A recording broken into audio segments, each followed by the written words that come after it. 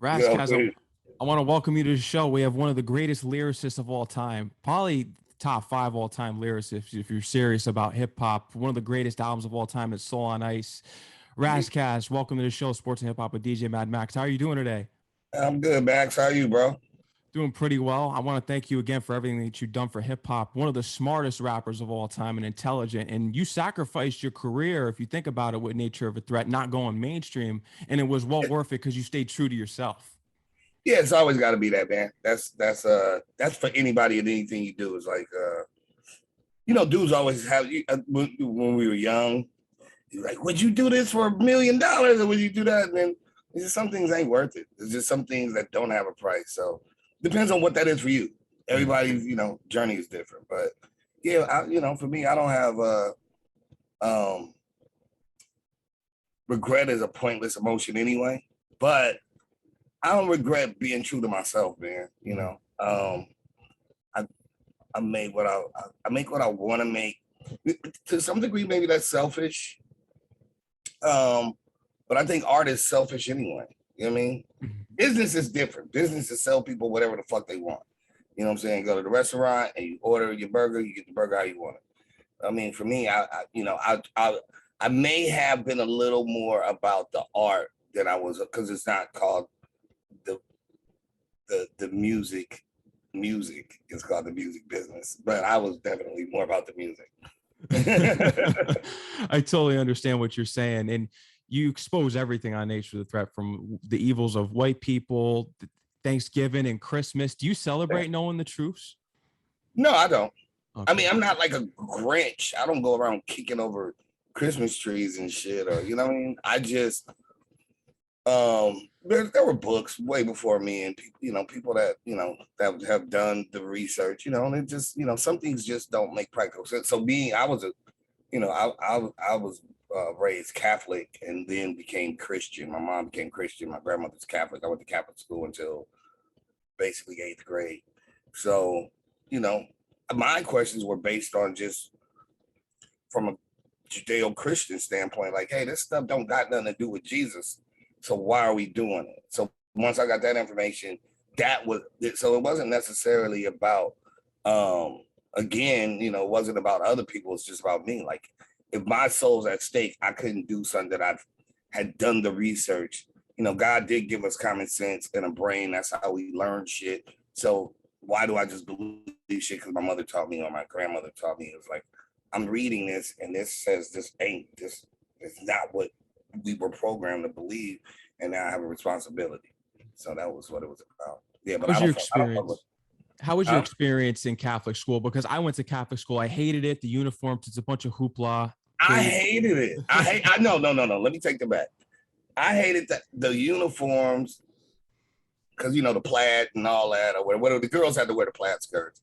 But I'm not gonna lie, subconsciously, now that you just said that, I probably brought that into my fashion as Ras Kass, because we used to have the like the polo shirt and then the sweater vest. Mhm. And I ended up wearing a lot of sweater vests, and that wasn't a practical thing in Watts. So it informed my style some kind. I never even thought about that. That's fucking crazy. So Catholic school, I was rocking some Catholic school shit after I got out of Catholic school on some rapper shit. Um, I liked it. I'll tell you. It gave me an insight. I'm from LA.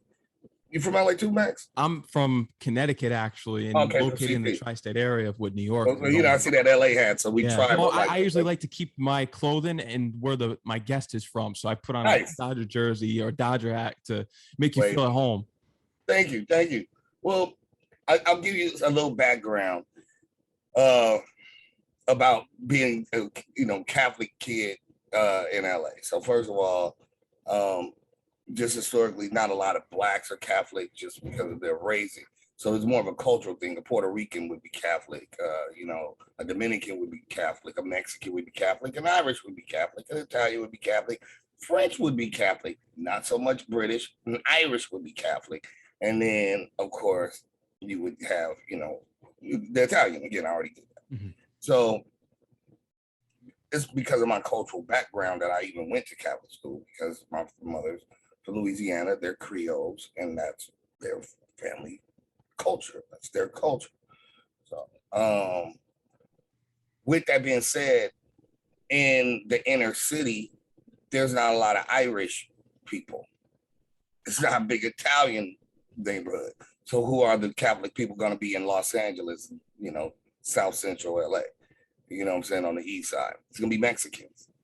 So, of course, Father Peter and, sister Angela, they're Irish, you know what I'm saying? They're white people, you know what I'm saying?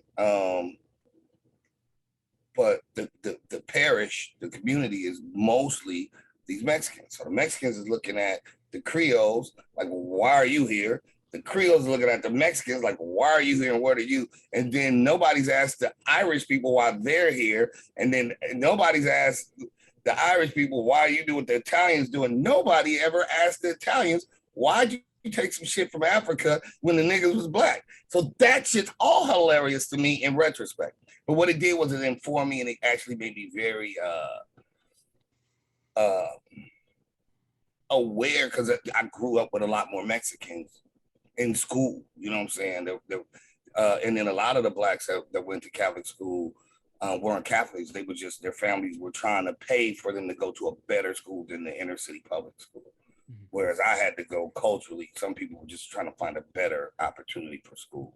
So yeah, man, I mean, for me, I got an insight. Like, I had fun. I didn't like it, but I did. My first time I ever drank, every time I smoked, first time I touched some titties, bro. No, that's not true. Touched some titties before that, but whatever. Got to get some titties, so it was cool. It was a journey, and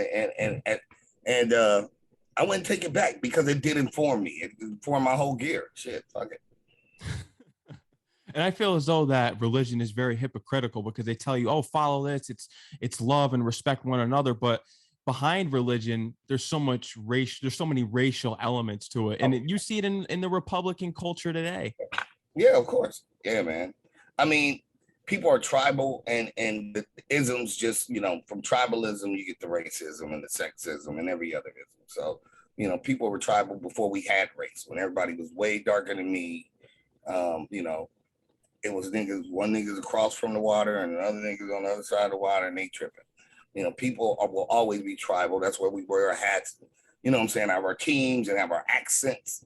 We develop, like, we talk like this and you guys talk different. And then the funny shit with Americans is, according to where we got English from, none of us can speak English. You know what I'm saying? but then we implement, oh, well, you can't speak English, you black guy. Like, bro, technically none of us speak the Queen's English, and none of us, we all sound stupid according to that. Like, the isms, it's always some kind of ism. So yeah, man, religion, back to that point, it's just, religion is more of a control factor. I mean, I don't knock people. Like, if that helps you become a better person, or helps, you beat some problem in your life, whatever that is, whether that's addiction. Some people find religion and it helps them, beat their addictions or whatever that is. I don't knock that. It's just that when it's used as a vehicle for control, hence, Christianity has killed more people than anybody's religion. It just has. Period. It wiped out the Native Americans. Christianity is who sanctioned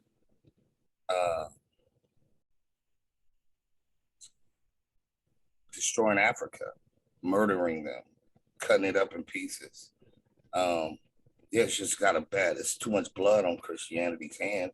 And even today, the people that in this country, the almost 40% or whatever that literally can say the most hateful things, build a wall, and this, that, and third, and then kill police, and and march, and then turn around and tell you that their God, who's an African guy, who's over there, that they rationalize these lies under the guise, like, and nothing they said ever sounds like what the book says or what the guy was talking about. The guy's talking about love thy neighbor. They like build a fucking wall. I mean, nothing. They're talking. The guy says, it's easier for a fucking camel to walk through the eye of a needle than a rich man to get to heaven. And then they say Donald Trump is a man of God because he's rich. Nothing they say. It's like literally the devil. It's upside down. And so yeah, my problem is all religions. I say that to my Muslim friends. I say, man, Sunni and Shia still blow each other up. You ain't gotta ask the Christians to do shit. The Muslims is over there shooting girls in the head because they want to read. Come on, man. Like I can't think of course, Judaism. Everybody should be fucked up. I look at the results of your religion. You know what I'm saying? Like, I don't care what you tell me it say. It's what do you do in practical application is why I can't fuck with your religion, because it's always people doing bullshit. Ras Kass, you were a living, breathing dictionary. What was it that it was going through your mind, and you took to your journal and you wrote "Nature of the Threat"? What was going through your mind? Honestly, the Super Selfish song. I'm writing this new song right now. It made me allude to one of the lines that I wrote was that I went to college, started school early, got skipped. Therefore, when I graduated high school early, I started taking college courses at the local city college or whatever. And basically, I already from the Christmas thing in 8th grade, I guess that was that 8th grade? I was already starting to get knowledge itself. That like the seed was planted trying to do this review. I had to do a report on Christmas. And from there, so like, let's just say 9th, 10th, 11th, 12th, I'm already developing, becoming this person that has these counter opinions, and I'm doing the research. So when I graduated high school, about 16-ish, 15-ish, 16. So I just went, I knew I was already into the music, doing the music, and I wanted to, you get all these dates. So you get like 1492 is when this happened, or 1776, or, 32, BC, you know what I'm saying? And I'm just like, dude, I'm starting to understand what these dates mean. But for the average person, we need chronological. I mean, just imagine trying to watch a movie, but it's all over here. And then this part replay again. Like, that's just a whole bunch of fucking random information. Like, I wanted to put together, my whole thing is it's really just a thesis paper. I was trying to figure out, when did it go bad? If mankind comes from Africa, how did we get here? How do we get to a place where we get erased from history, beaten and fucked over for the past 2,000 years, and disenfranchised where we don't even run our own country, let alone our own continent. Like, we have no control over our own continent, let alone all the places they drug us over and raped us and we still can't assimilate because we are dominant genetic people, And so I just wanted to understand what happened. Why, when did Jesus turn black? I mean, white. When did that happen? I wanted to understand these things. And so that's why I wrote it. I just wrote it to make a chronological understanding of, that's why it starts. Let freedom ring with a buckshot, but not just yet. And then, and explaining, when white people evolved from this point, and and then they do the Council of Nicaea. Before that, they, and why do we speak English? Where does that language come from? What's the older language? What did Jesus speak? Jesus, those people in that time period spoke Aramaic and Hebrew. The people that speak more Hebrew still to this day, closer to and what they call closer to an Aramaic of that time would be your Ethiopians. And then you understand, you know what I'm saying? Who was invading? Rome is in Italy. The Romans, Rome. So they coming over, beating the niggas up. This has happened again. So they say if you don't learn from history, you're doomed to repeat it, which is what we're doing right now in America. 100%. Because we refuse to learn from our history. Most people won't even acknowledge our country refused to acknowledge the history. So they try to put a Band-Aid over this big bullet wound that still affects all of us, because they won't even tell the truth of what happened in our country. You know what I'm saying? But that was it. That's why I wrote Nature Threat for me to have a chronological idea of what I was dealing with.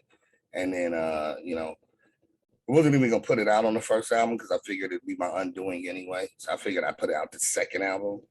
But that was like on my demo. Like it was one of the things I was working on my demo. I wrote it and I didn't plan on recording it, but I know me and I'll lose a notebook. And I was like, I should just record it so it's done. And then I won't fuck with it. I do that a lot. I'll just be like, it's written and I've lost some notebooks with some shit I thought was fire. And just like, fuck, I'll never come up with those ideas again. So for me, I just, you know, I recorded it and then my mother heard it and she was like, you have to, you know, she's like, this is important. It's more important than me. And I was like, okay, well, you know, I'll put it on there. And then my record company was like, sure, you don't want to put this on there. And I was like, I got to put it on there. My mom said, you know, like, you don't have to. You shouldn't.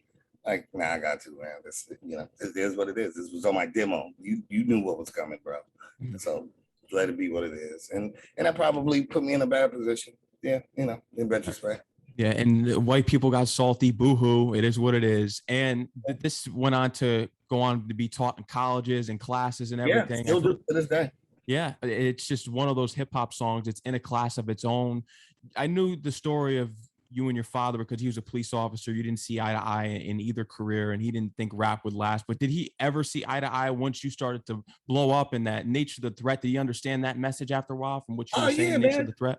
He is one of my, you know that's the sins of the father becoming sins of the sons, and I'm an asshole, and he's an asshole, and ironically, my twins, my sons are not assholes. They're way more adjusted people. So we course corrected each other, man, and I'm really grateful to him.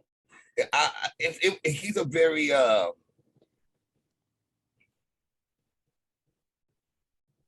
want to say critical person, but that may not be the right word for him.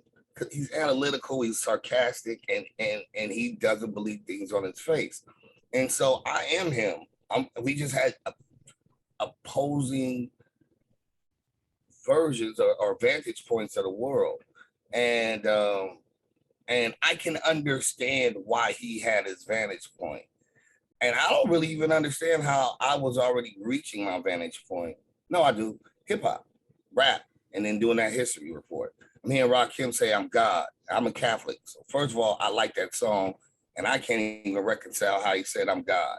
So I think it's some New York shit. I'm trying to rationalize, like, oh, it must be a G-O-T. I'm God. Like, because he didn't say God, because that's bad. That's evil. You can't say that. You know what I'm saying? So they planted those seeds, the KRS-Ones and the Big Daddy Kanes and the Rakims and the Public Enemies and the NWAs, fuck the police or whatever. So all of them are planting these seeds, and then I ask the question, and the research is being done, reading encyclopedias and all, you know, I wasn't reading like all these like black books. I was just reading like regular shit. Like I said, Encyclopedia Britannica, and it's just like, yeah, Christmas, pagan holiday. Then I'm like, God damn, it's here. Like, it's just here. Not hidden, mysterious magic shit. All this shit is literally, you can open up your average. You can't get it from a history book in America because they're not here to teach you anything. They're here to make you an idiot. But if you just get Encyclopedia Britannica, it's all there. I was like, God damn. So yeah, we just ended up having these opposing vantage points because he's from a different era where he thought, I think he thought hard work pays off, in the sense of, and they were sold that, you know, just make the system work. Go be all you could be. Join the army. You know, he's a Marine. Join the Marines. And, you know, if you don't get blown up, then you come be a police officer, and then beat your own people up. So go kill some Asians. Go kill somebody for us. Then come out here and beat these niggas up for us. Beat these brown niggas up for us. Beat these gay niggas up for us. That's kind of what his trade-off was. And you gotta, you know, when you go to the military, they tell you, we're gonna break you and rebuild you. And so when you break people down and build them to not question, because that's the first of all, you get court-martial. All humans should be able to question. Like, hey, I don't think that's right. You know what I mean? They build you to not question their authority, to kill at the point of a direction, and then they come back here and remember that you are that you're a second class citizen. So kill for us, and then you might still just get called a beaner or a nigger or a chink, but that's your place. We'll give you just enough money to make a living, and that'll be your place. And you might have, even when you're with us with this thing on, this badge or this outfit, they can't even call you a beaner or a nigger. You could beat them up with your friends. Fuck that trade-off. You brought up an interesting point with the army, that they break you down and rebuild you up. Do you feel as though that's what the police systems do? Or because there's this whole theory that goes around that the KKK has invaded the police departments. What's your theory on that? Because I think that too. Well, you got to remember, the police department was the slave catchers. The KKK was the police department. That's where they are. That's where they came from in American history. Where are your papers? Slave patrols. Catch the slave. That's our LA. Not LA. That's our police department. It's literally the evolution of that. And it was always targeted to disenfranchise, specifically blacks and browns, and to protect the status quo for white male supremacy. Now, white boys, when I say white boys, I'm really meaning like the good old boys. The good old boy network, the races, and they don't all just, have a big beard and a swastika, like motherfuckers is corporate motherfuckers and all that. But yeah, they go to the military to learn how to kill, and then they come back and then they train each other for this race war that they want. And they've been not Marilyn Manson, Charles Manson, was already a proponent of that. They've been prepared for this race war from the beginning. Helter Skelter. That's what was written on the walls at the crime scenes, and that not everyone realizes that was Manson trying to start a race war. Yeah. So, it's unfortunate that racism is not like just feelings. Racism is I say it, and that's from the Crest theory and other scientists and psychiatrists that explain what racism is. It permeates everything. It literally is economics. It's in housing discrimination. It's in food deserts. It's in the lack of fucking schools, lack of computers in urban schools. It's literally every aspect, and some of this not accidentally, which is the crazy part. You would think nah, they wouldn't do that in a cartoon just to, somebody's just that vindictive that they want to be hurtful in the cartoon, so a kid sees that and thinks that they're inferior. People are just bad, man. Unfortunately, some people are just bad, unfortunately. And come on, man. There's racist ass, because having that kind of misinformed person, there's no screening for that. Nobody ever asked. We're just now at a place where you could bring up, hey, the teacher said some real fucked up shit, some racist shit. You know what I'm saying? We're just now becoming a society, America, where you can talk about it without people saying, nah, you're crazy. You're fucking crazy, man. That just doesn't happen. And that's because of the camera. White people really were oblivious, walked around. It's almost honestly, it's almost like, have you seen Arcane? I have not. It's on Netflix. It's ill. Super dope. The animation is crazy. Everybody going crazy. It's actually really dope. I ain't never played the game, but I like animation and shit because I draw, like you already drew. But anyway, there's a world. Basically, there's a city, but there's a city on top of a city. And it's that, what white people don't understand is that that's what America's definitely been. Other places too, but there's been a world on top of the world. Like literally, for people to make the money they made in 1960s, for the man to have the car, the house, and the picket fence, and the wife home cooking. I mean, the whole bunch of other people had to be disenfranchised for that white guy to have it. What they didn't show was, you know, the black guy that he made shine his shoe and give him a quarter. You know what I'm saying? The Mexican dude that they stole his land, tricked him out some land and said, get the fuck out of here. You fucking beaner, if I fucking kill you.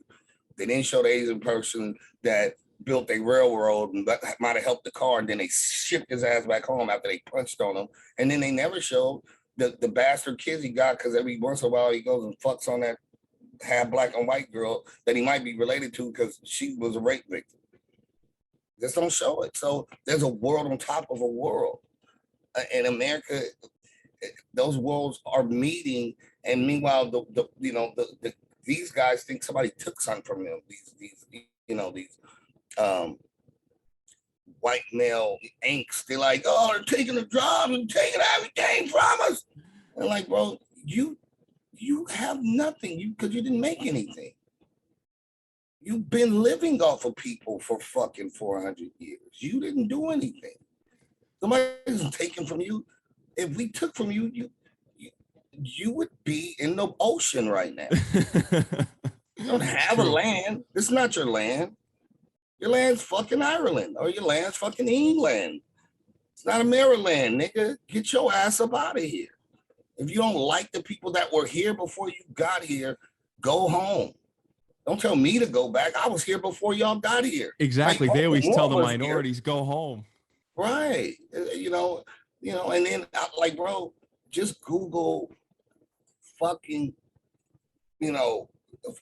black, well, first of all, blacks couldn't own patents, disenfranchised. Nigga made Jack Daniels a nigga. I'm just thinking, drinking, like, bro, you could Google just the inventions that black people made in America in the past 200 years. The world wouldn't exist. Just couldn't own it though. Just be rich as fuck. Getting disenfranchised. Niggas made everything, nigga. The saddle, the fucking just rando shit. Couldn't own it. White nigga get all the bread. Made his family rich. As his daughters get married, that wealth is transferring. So those last names have been changed or whatever. Niggas just living off the wealth of just that one human being for that. KRS-One do the You Must Learn song. He didn't even, man, he all kind of the remote control. Fucking, like, it's just ridiculous. It's just the list. And nobody got no money. No. Meanwhile, like, you're bums, you come here and take. Like, bitch, we made everything. Traffic light, stop sign, the refrigerator, like, bro, it's crazy. I can't go into Sears or whatever place and go get me a nice little, shit. I want a Viking refrigerator, the fly shit, the shit that cost like $5. My niggas made it. How come I can't get one? It's true. Yeah. So anyway, that's, it's just those things. But you should, man. Just black inventions in the past like 100 years, bro. It's insane. 100%. You're 100% right about that. And just thinking about your lyrics in which you said that Jewish people don't praise the swastika or salute the swastika, but right. The people here, they salute the flag and praise the flag. Yeah. Yeah. It's those things, I was saying God gave us common sense, but there's also saying that common sense ain't that common. And sometimes you got to give them those juxtapositions so that people can say, oh, yeah, fucking true. Because I've really, sometimes I've asked my Jewish friends, I'm like, bro, I get it, but still I kind of don't. I'm like, Mercedes-Benz is, man, pretty Hitlery. Hey, man, it's gassing niggas. Them trucks and Volkswagens, bro. There's a history. So, I don't know. Maybe we should all kind of be looking to get some BMWs and some other shit, I mean, fuck, even the Italian cars, think about it, because they was in cahoots, and then we couldn't get it. But I'm just saying, I ask these practical questions. I'm not, my bad, I'm just turning something off real quick. That's all good. Yeah, just asking these practical questions, it's not meant to hurt anybody, but if we don't ask it, I mean, who's gonna do it if we don't ask the questions? And I said this online on IG recently, and because I really think so. Years ago, over 10 years ago, I had a show, probably 15 years, I don't know. Anyway, I did my show, and then saw this funny dude. He was pretty blowing up and shit. He was pretty much blowing up.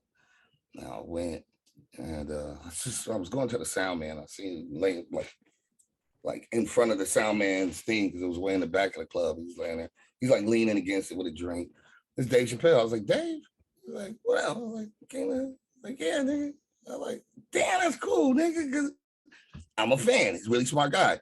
You know, and I was thinking, I wrote recently, I was like, I think I picked the wrong job. Like, I always found that I say a lot of the things that Dave Chappelle says, but I have a platform where he makes people laugh, and I'm supposed to make you, as a rapper and music, I'm supposed to make you dance and party and shit.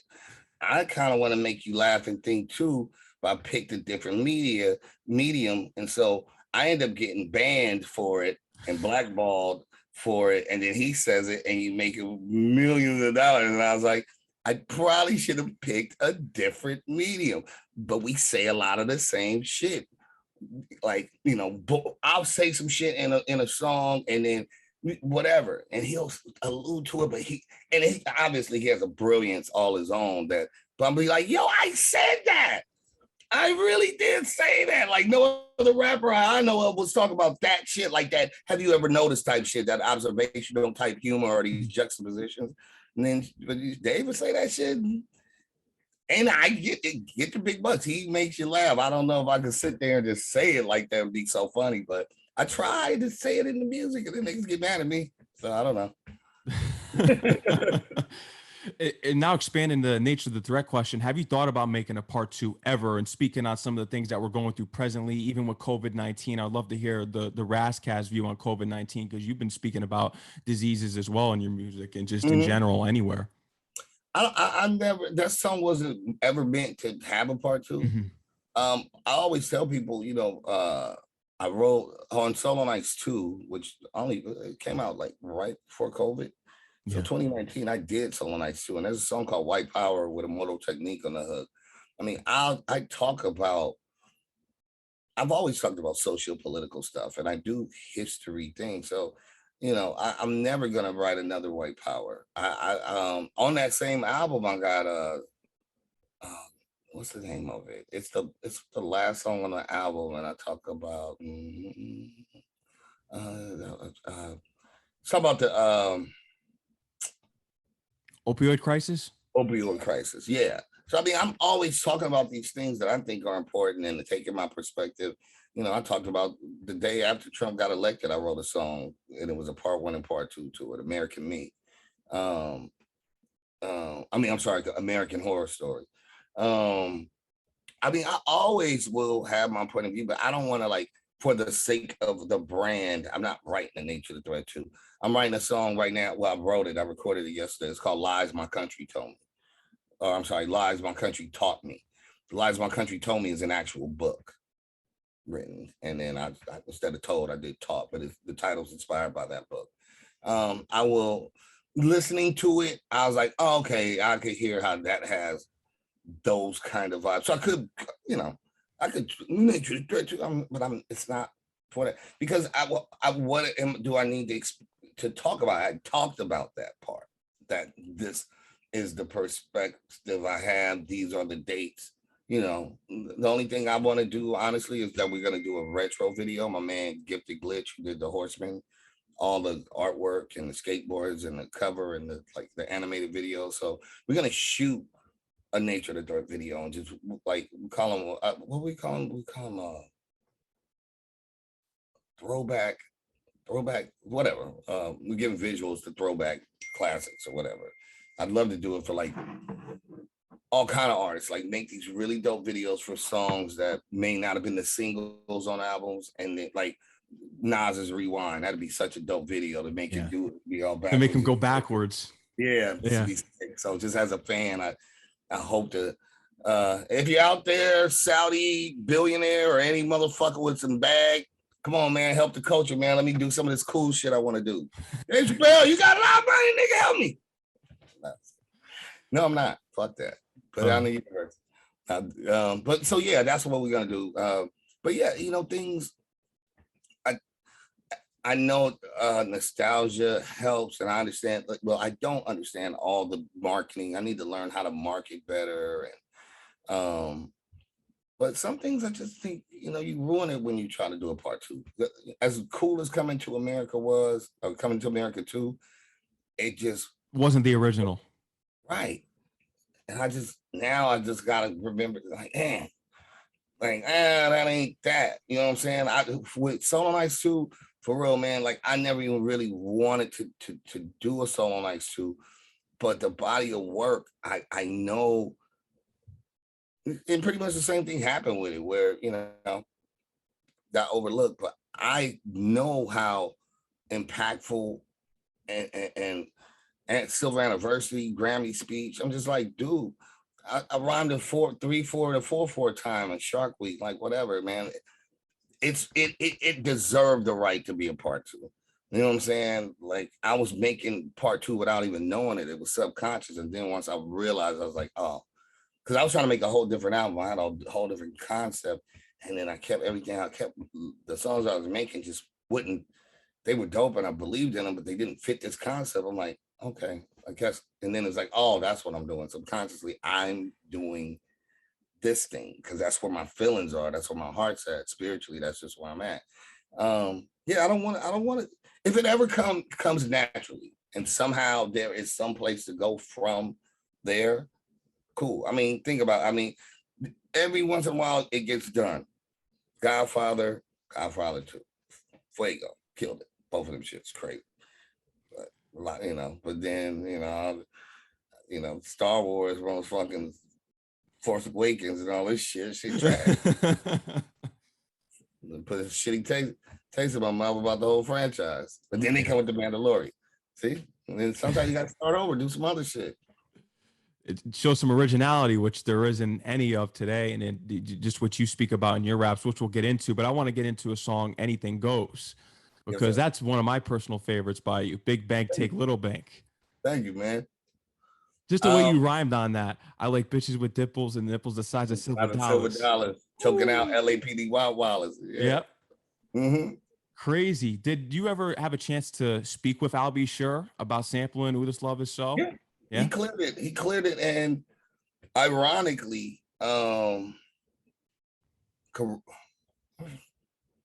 shouts out Lily. So I went to Corrupt, just got Lily's girlfriend is I'll be Sure's sister. Okay. Corrupt's wife is I'll be Sure's sister. So we see each other a lot now, which is awesome. And just like, yo, and he always be like, because he had to actually clear that song, like him personally, because he was the producer and the singer and the everything. So he cleared that for me back then. He was like, I heard it. I was like, you dope. And so I'd spoken to him. We got mutual homies anyway. So through the years, I've spoken to him, but I've seen him and hung out with him more like in the past year than ever. You know, I might have saw him once before, like, oh shit, I'll be sure. He's like, oh, what up, Ras Kass? Like, you know, but now it's like, you drinking, what the fuck? Like, so yeah, man, it means a lot to me because I was like, you know, that was my favorite song, like at the time. Like, it should make me, I want a girlfriend. I want to be, I don't know, young and impressionable. And for him to let me take the song and do my interpretation. And I end up going on, can't help but be myself. I didn't make the love song I probably should have made. I made some hood shit, some smart socio-political hood shit, which is kind of what I am. And for him to allow me to do that was just, I'm grateful and to still know him. I mean, to actually now have gotten to know him, and he's just a cool ass nigga. He's still out here, bro. We was walking down the street. We was in Philly because Corrupt was getting his his street named after him, Corrupt Boulevard, which is so dope. And so we were all together. Some lady pulled up. I mean, she's an older woman, but still, pretty. That lady. I need a picture. Oh my God. She you get this pussy, I'll be sure right now. I'm like, yo, this nigga still get all the women, man. This shit was hilarious, bro. Like, it was dope. It was super dope. Like, This the I'll be sure nigga. You know, he's the pretty boy nigga. Like the bitches was nigga still getting the bitches throwing the pussy at him. It was dope.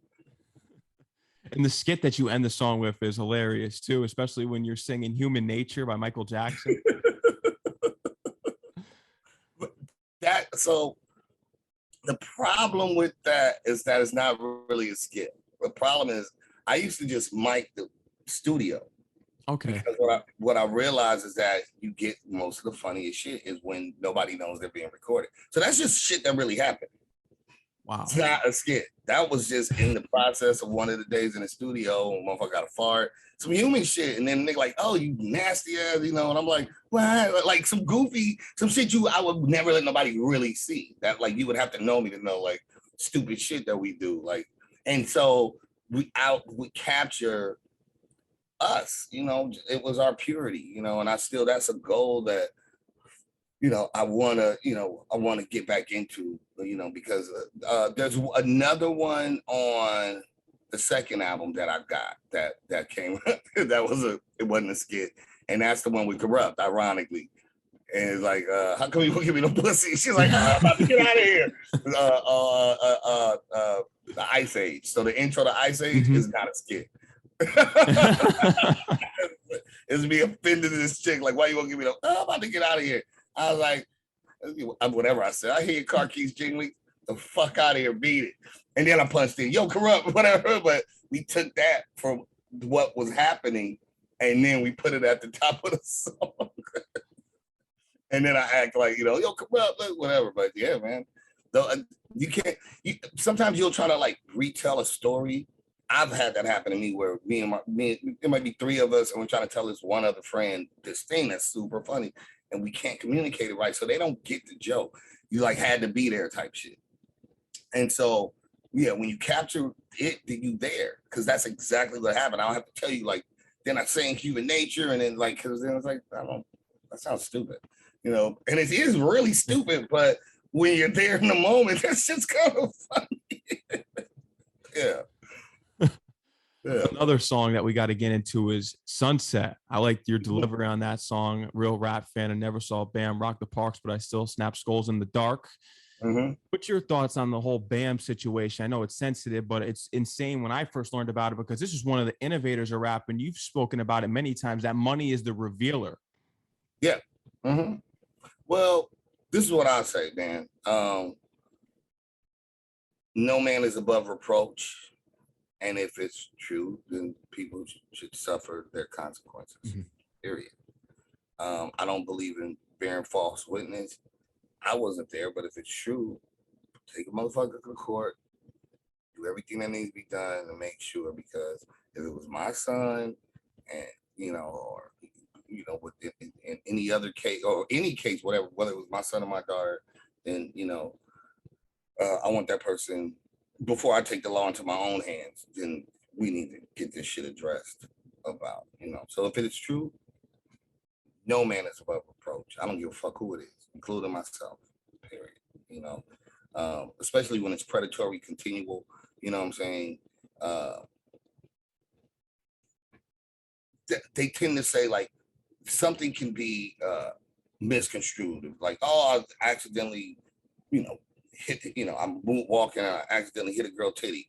Yeah, that happens. You walking, I didn't try to hit your titty. I was just trying to, but if every day I keep hitting her titty, now you're doing it on purpose. So, it's just about that. People need to be held accountable. I'm neither place. I mean, of course, I would hope that it was not true. I've read stuff that sounds like it, and plus, that's a hard thing as a dude to come out and try to accuse somebody of. So I err on the side of caution and say I would tend to have to think that these men have something valid to say. Yeah. But let's prove it. Let's go to court. Let's make sure that we ain't bearing false witness against somebody. Oh, I've heard you in interviews. You tell it like it is, and I think that's why you're one of the most realist in this game ever of all time. Just what you said about money revealing people. Michael Jackson, Bill Cosby. Yeah. We've seen it. Jeffrey Epstein. R. Kelly. Yeah, that's another one. It is kind of funny you mentioned R. Kelly on I Ain't Effing With You, because I love the way you flipped that bar, because you said I'm effing you before R. Kelly, which was the Biggie reference on F You Tonight. Right. Yeah. Yeah, just having fun with it. That's one of my I love that record. That's my friend Flip, who actually really saved me on my first album, from Inglewood. It's my brother. But yeah, that record was just, I was feeling some type of way at that time. I was that whole writing that rap when he was making that beat. We were still kind of being a little experimental because he was going to the South. He was trying some other shit, and then the girl on that hook was just like a hood chick that he was fucking with, like this chick from Inglewood. So it's just a hood record. Like it's his hood ass, me feeling some type of way and trying to get some shit off my chest, and and and some hood chick he had around. I'm like, just say this, like I ain't fucking with you. I ain't fucking with you, because that's what we said anyway. That was like slang. I ain't fucking with you. So yeah, it's just such a hood record to me. It was like futuristic hood shit. Yeah, I always like how you said in the rhymes, especially with Ice Age, spit some shit that'll make Lil Kim blush. Yeah, yeah, yeah, man. We, we were inspired by everybody before us. I come from a class of dudes that we loved NWA just as much as we loved Tribe Called Quest. We couldn't separate the two. You know what I'm saying? We love E40 just as much as we love Public Enemy. So in our brains, because they all made sense to us. A lot of people started picking these sides. Oh, this is gangster rap. Oh, this is hip hop. Oh, I was just like, this shit dope. That shit dope. This shit dope. I mean, I could like pizza and still like ice cream. That's what I don't understand about people. Like they start, closing their ranks, circling their wagons. And I always say this. I'll watch one of my friends and he becomes a skater and then he ends up dressing exactly like every skater. Why is that? Or, the guy, I can like surfing. Do I have to wear Billabong shirts? Do I have to fucking, dye my hair, blonde? And, Wear skinny jeans.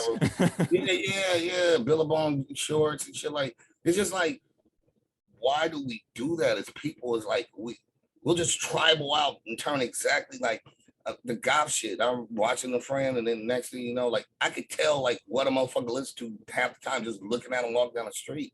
And we shouldn't be that. We're a lot more complicated as human beings. Like, I like it all, man.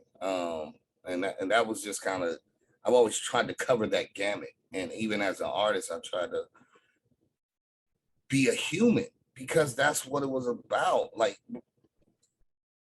people, especially with rap, it's like, oh, I'm the trapper, I'm the crip, I'm the blood, I'm the pimp, I'm the keep it real. I got shelter Adidas and I got, an Adidas suit, and then I break dance. Like my niggas, like somewhere in the middle of all of that is me. You know what I'm saying? Like, I'm me, man. I'm a nerd. And then I go to jail a lot before rap. You know what I'm saying? I was pulling out guns before rapping. Like, bro, but then I love my mother, but then I'm, promiscuous. I like fucking bitches. And then I win. And then sometimes I lose. And sometimes I'm confused. And sometimes I'm sad. Sometimes I'm happy. Sometimes I'm sober as fuck. Sometimes I want to get drunk with the homies. Like, I mean, that's humans. And for me, I thought that would be my strength, that I was trying to be a human and tell the human journey. And unfortunately for me, they say you could give your audience too much credit.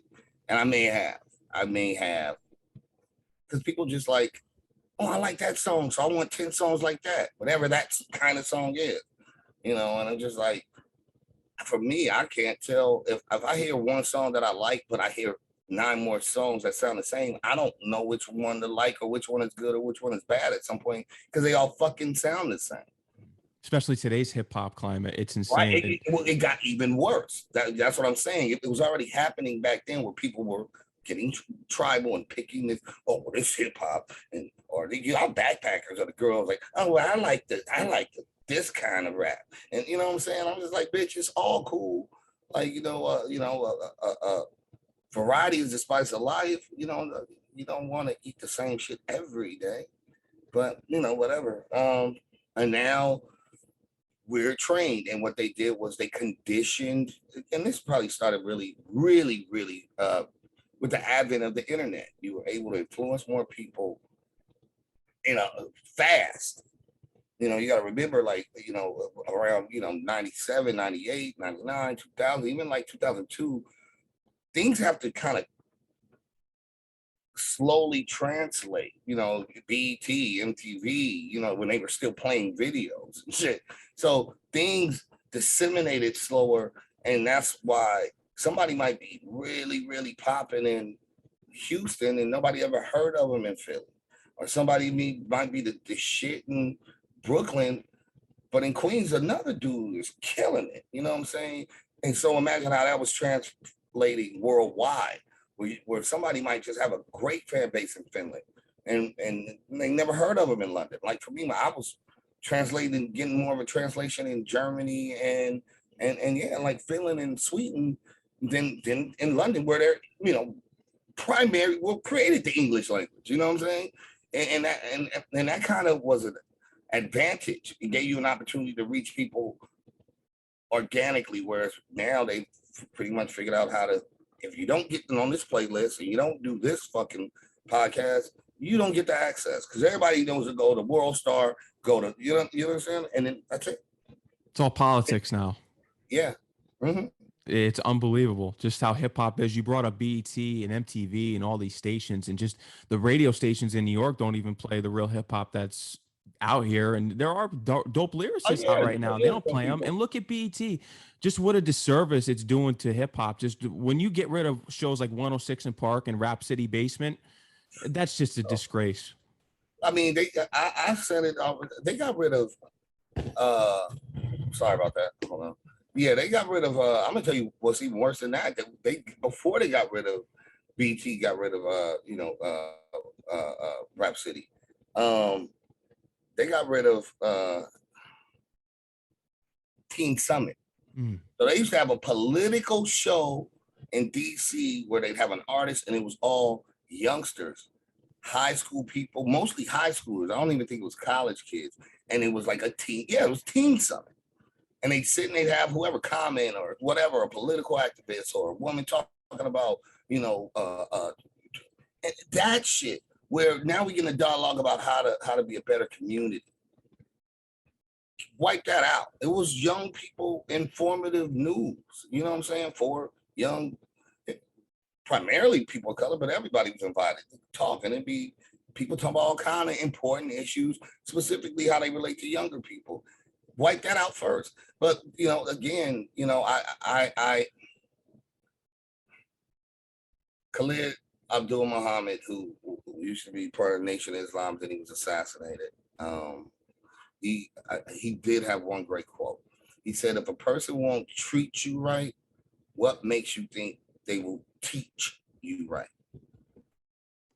So when Bob Johnson sold BET to Viacom, which was the same company that owned MTV, that had refused to play black music, period, and almost wasn't going to play Michael Jackson because they didn't want to play blacks. They played Sting, and no, Sting and then was the ones talking shit, like riding for those artists. Like, why do you do that? The British dudes saying, why are you being racist? Why don't you play? We on bands with these people. These people, our guitarists, we studied these motherfuckers, but you only play the white people. So Viacom had a history of racism. What did you think they were gonna do when they bought BT? Take away anything that had any semblance of being black And educational. right. Yeah, well, being black for real. The rest of this is mockery and buffoonery. This is what they want black people to be, and that's what they've done. They reshaped it in their image of buffoonery, and then they reward the buffoonery. Again, Jewish television is owned by Jewish people. You know, Yeah. I would hope, Irish TV is owned by the Irish people. gay TV is owned by the gay nigga. Cause I can't relate. I don't know what the fuck you want on your show. I'm neither Irish nor fucking gay or whatever. And gay Irish TV should be owned by gay Irish niggas. And gay Jewish TV should be owned by, you know what I'm saying? Or at least have some of them niggas on the board. You know what I'm saying? Like have them running the day to day. This should be, you know, it's owned by people that don't care about the culture. They don't treat us right. So why would they teach us right? You've even said that the industry people say that real rap won't sell. You mentioned that on F last year, on Soul on Ice too. You mentioned that. Yeah. When did you start to realize that these corporate companies started to change, in which that they were scoping out these people that are on social media and just weren't lyrical, when the lyrical hip hop just was just outed and just no one cared about it? Well, Bone Thugs say there was a meeting, and they, you know, obviously they were in a higher echelon than me. And I've heard about the meeting where they got a lot of the most powerful executives, and they were discussing what the plans were, how they were going to phase things and kind of change it. And it was kind of before the advent of the internet, really. But and I don't think they understood the power of the internet, because their logic was still, they made so much money selling CDs, because CDs cost a lot less to make than a vinyl. So once, and was clearer than a vinyl. So once the discovery of the CD, I could charge you $20 for something that cost me about 3 cents to make, whereas a vinyl still gonna cost me about $2 each. And I still gotta sell that to you for 20. Them niggas have found a new money back. So it wasn't the internet. That just became an additional tool. They kind of evolved with that. But I figured that out, as it was happening. I didn't get no big memo. They didn't sit me in a room. They just told me, well, you don't sell like the gangster rap. And then after that, it was, you don't sell like the Southern guys. And I'm like, but I'm not the Southern guy, and I'm not the gangster rap. You know, there's a place for me too. And I was like, honestly, if you know what you're doing, I can make you a lot of money, because I'm accessible to a lot more people than the gangster rap guy or the Southern guy at the time. I was like, honestly, I said, look at what Nas does. Look at what fucking, and I said, with Jay-Z, we're fly dudes. You know, we talk some street shit, but we talk about intelligent shit too. And there's a way, and we don't wear khaki suits. We wear, fly shit and Gucci and upper middle class shit. Like, we should be appealing to a whole different range of people that are upper middle class. So there's a market for us. You just haven't figured it out. They didn't figure out Jay-Z. Jay-Z had his vision, and we were label mates. My company didn't understand his vision. He had to go to Def Jam, and they executed that vision. I mean, my company didn't have a vision for Eminem. Priority. Somewhere else, they just didn't have the vision. They didn't understand the vision of Boot Camp and Sean Price. He had to go somewhere else. So, and the biggest part was, some of those people got dropped. Some of us had to figure out how to get out of there. Jay-Z got out of there. I mean, I had to figure out how to get out of there. It took you 10 years. Yeah, it took me 10 years just trying to get fired. And, unfortunately, I'm not like Kaepernick, where they gave me, $7 million so I could just finance my revolution in the meantime. You know what I'm saying? I didn't have that kind of bag to just fight the war the way I really wanted to. I'm in a different music. I'm in a different entertainment, but it's all entertainment, whether you're a comedian or a boxer or a singer or a rapper or violinist or whatever, or whatever, the Blue Man Group. We're all considered entertainment. But some people get a bigger bag. Hockey niggas get way big. Baseball niggas get a bigger bag. You know what I mean? So I'm entertainment, but I just didn't have that kind of ability to wage the war faster. I had to let it play out, and still go to war. And it is what it is. I've watched it kill people, or they were so PTSD damaged by the time it was over with, they no good for themselves. So I made it. Little bags, little tiredness, you know what I'm saying? But that's really just because I just woke up. But yeah, not for real. I'm okay. I'll be looking at people like, bro, that shit killed you. This music industry killed you. A lot of people, man, rest in peace, man. It should have fucked you up. Because we have a higher expectation rate oh, you rap, you better have it, or nobody listens to you. And then nobody expects I can't think of his name. Especially all the black women, but all the women think he's love him. The little British black, not little, the British black dude, the buff. And he be DJing too. Anyway, doesn't matter. I can't think of the person. I'm trying to think of some names. I'll just say, just name any actor, anybody. You can name anyone. Wesley Snipes. But I was going to say not even necessarily black, but just anyway.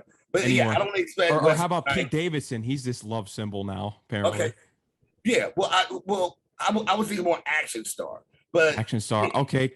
Arnold Schwarzenegger. Right. Nobody expects him to turn really and to pull his face off and be a robot. And I think you've said that in an interview before, which is interesting. Yeah. Right. With rap, there's an expectation that you gotta be the things you, not really so much anymore, but you can't even be taken seriously as a rapper. Like if you don't have a stupid chain and you know what I'm saying? And now, I'm not doing it, but in general, like these niggas have to feel like they have to have money phone and it's just stupid, but because this is more about promotion and acting than it is about the skill set. And so it just really messed up the culture, and it's hard to even get awareness because everybody's competing for your awareness, and what translates into going viral is really just silliness. It's either violence or sexuality. So as a dude, I'm not gonna put my cock out and show my balls and dance and whatever. So that leads me to, KRS-One called it sex and violence. So that means I gotta lead with violence. I'll pull a gun out and have some money and be shooting in the air, and then that's viral. Gangster shit, nigga, you know what I'm saying? I mean, I watch people being dudes in shootouts with the cops on the ground. Like, bro, you going to jail forever, bro. And then it won't matter. It won't matter, like, and it's sad because that garners attention. Whereas if he went and bought his mom a cake, you know what I'm saying? Or, did some dope shit like Scarface's son gave his father a fucking liver, that ain't viral. That should be on the Rolling Stones, the cover. Son that helped his father, man. That's some shit. That's superhero shit. It is. But our value is fucked up, and it's worse for the black people. You gotta do something ridiculously coonish for these gatekeepers and these magazines that's owned. I mean, I hate that things have to relegate back into the black and white thing, but they do. I didn't make it that way. No. So, but when I bring it up, then I'm the bad guy because I make them uncomfortable. And that's what I was just realizing. I'm like, why do we as people, as the oppressed, walk on eggshells as to not to offend the oppressor? That's insane. So some people, I agree, ban me and don't put me in any magazine and hate on me because they'll try to say, oh, he hates white people. And that's not true. Not at all. I hate things collectively done, and then you're doubling down on it by fucking with my career because the easiest way to make sure you don't have to acknowledge that you're fucked up to black people is to be fucked up to a black person. That's just crazy. It is. Yeah, bro. Now, if I would have made that funny somehow, and then I'd be getting some money. What are your thoughts? Because everyone always, specifically, we're going to call it out, white people, they always categorize hip hop being so violent back in the day. Oh, it was this, it was that. They glorified this. What are your thoughts on how violent has taken over hip hop today, where it's glorified to the point as you're seeing it take a toll on the rappers that are in the game today? There's so many rappers getting gunned down today. It's not even funny. Out, yeah, or ODing. So the drug use and the violence is at an all-time high. But those are scapegoats, man. I don't listen to outsiders who have no good, there's a term for it. It's whataboutism. So people that are trying to detract will always, no matter what you say rationally, they're gonna throw an apple when you clearly holding an orange. And you're like, but we're talking about the orange. But tomatoes, and so you guys always, and then you threw the tomato. Come on, bro. We were talking about this, so I don't like. I am learning how not to get sidetracked by people with their agenda. If their agenda is to purposely disrupt, derail, then we're not having a communication. It's just you have an agenda and you're trying to derail. And so I don't even get in those conversations with people because I'm not talking to somebody that's open enough to have a real communication.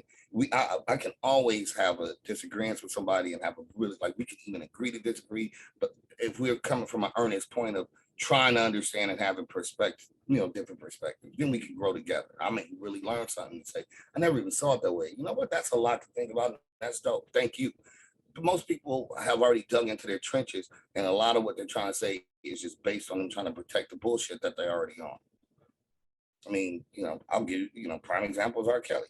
Let him just say, you know what? I'm a piece of shit. Shouldn't have fucked that little girl 18 times and gave her herpes. It's about me. Why you? And same thing. Racism is just like watching Cheaters. Man comes up. There used to be Joey Greco. Now I don't know who's on there. And he says, "We caught you. We've been recording you for fucking 2 weeks. You didn't have to do that." Yes, she did, because you was not being honest. You were cheating. Now you're mad. You're mad because you're the bad guy. You were the bad. You've been the bad guy. When I bring it to your attention, you what about me? It's bullshit, man. I don't even talk to people like that because it's a waste of my fucking energy.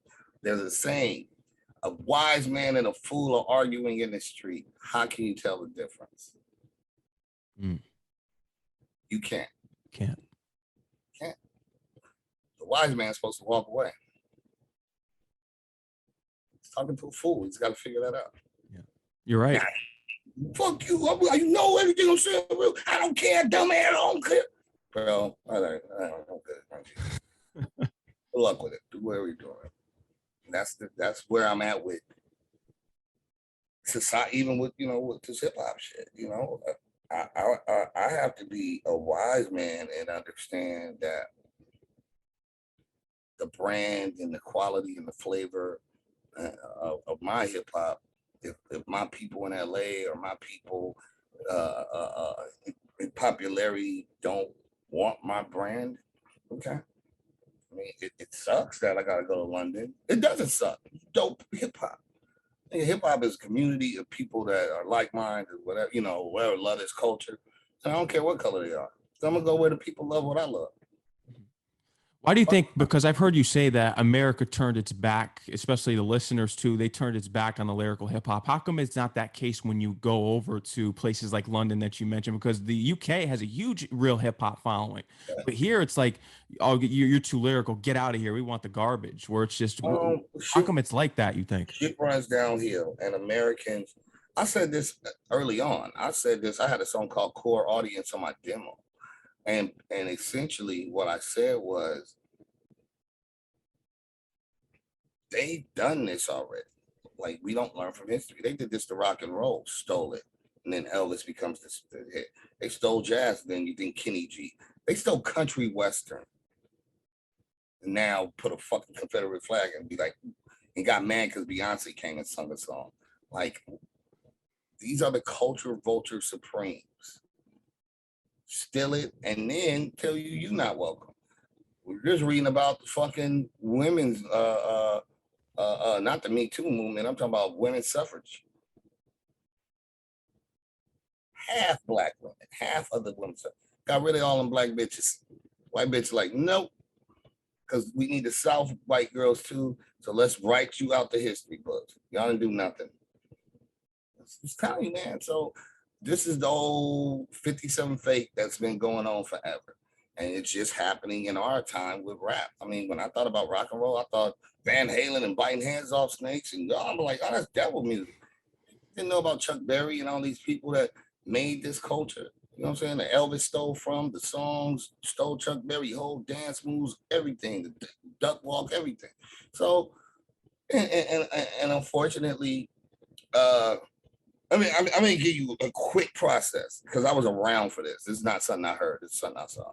I remember when niggas first saying, "Oh, that shit's hot," because that don't really sound like a rap thing to say. It doesn't sound like an urban thing to say. It sounds like oh my God, that's so fucking hot. Some Paris Hilton shit. So I knew that terminology was just weird when execs started saying it first, and then it goes to the radio DJ and whatever. So people behavior gets learned, comes down. So that's some marketing meaning shit. And what it basically came to imply was it ain't good, but it's winning. That's what it meant.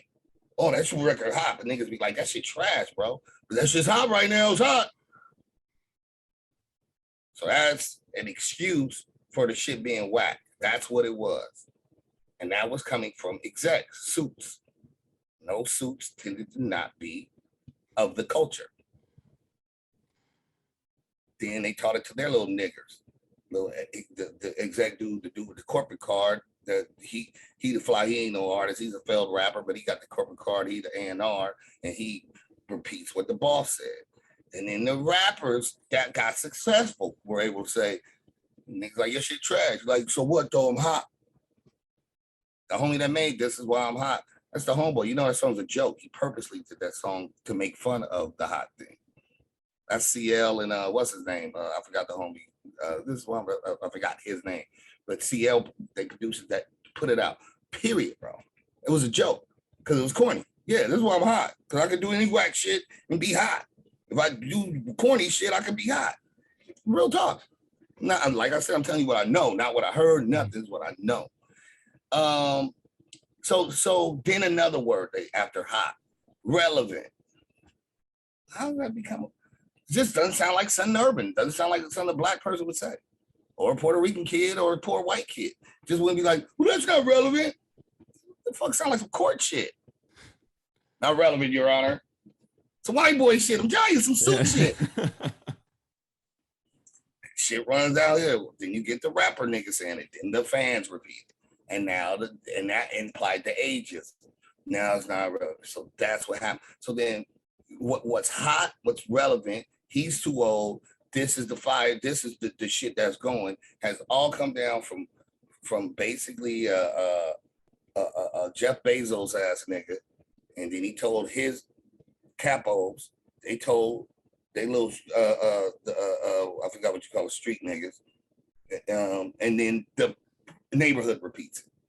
That's it. And that's what happens. So the fans just repeat. It's fourth string shit running downhill, and now they repeat it and they believe it now. It's not good. It's not relevant. It's, you know what I'm saying? He's too old. That's not. And it doesn't sound like the shit that they trained us for the past 10 years. Like, so it can't be good.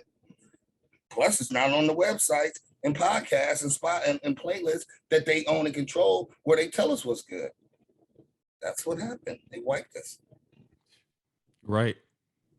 I want to get into your story though with hip hop. We talked about Soul on Ice already, but getting into, because DJ Battle Cat was the one who really believed in you, took you in and said that you were dope. When did you get to sign your deal with Priority?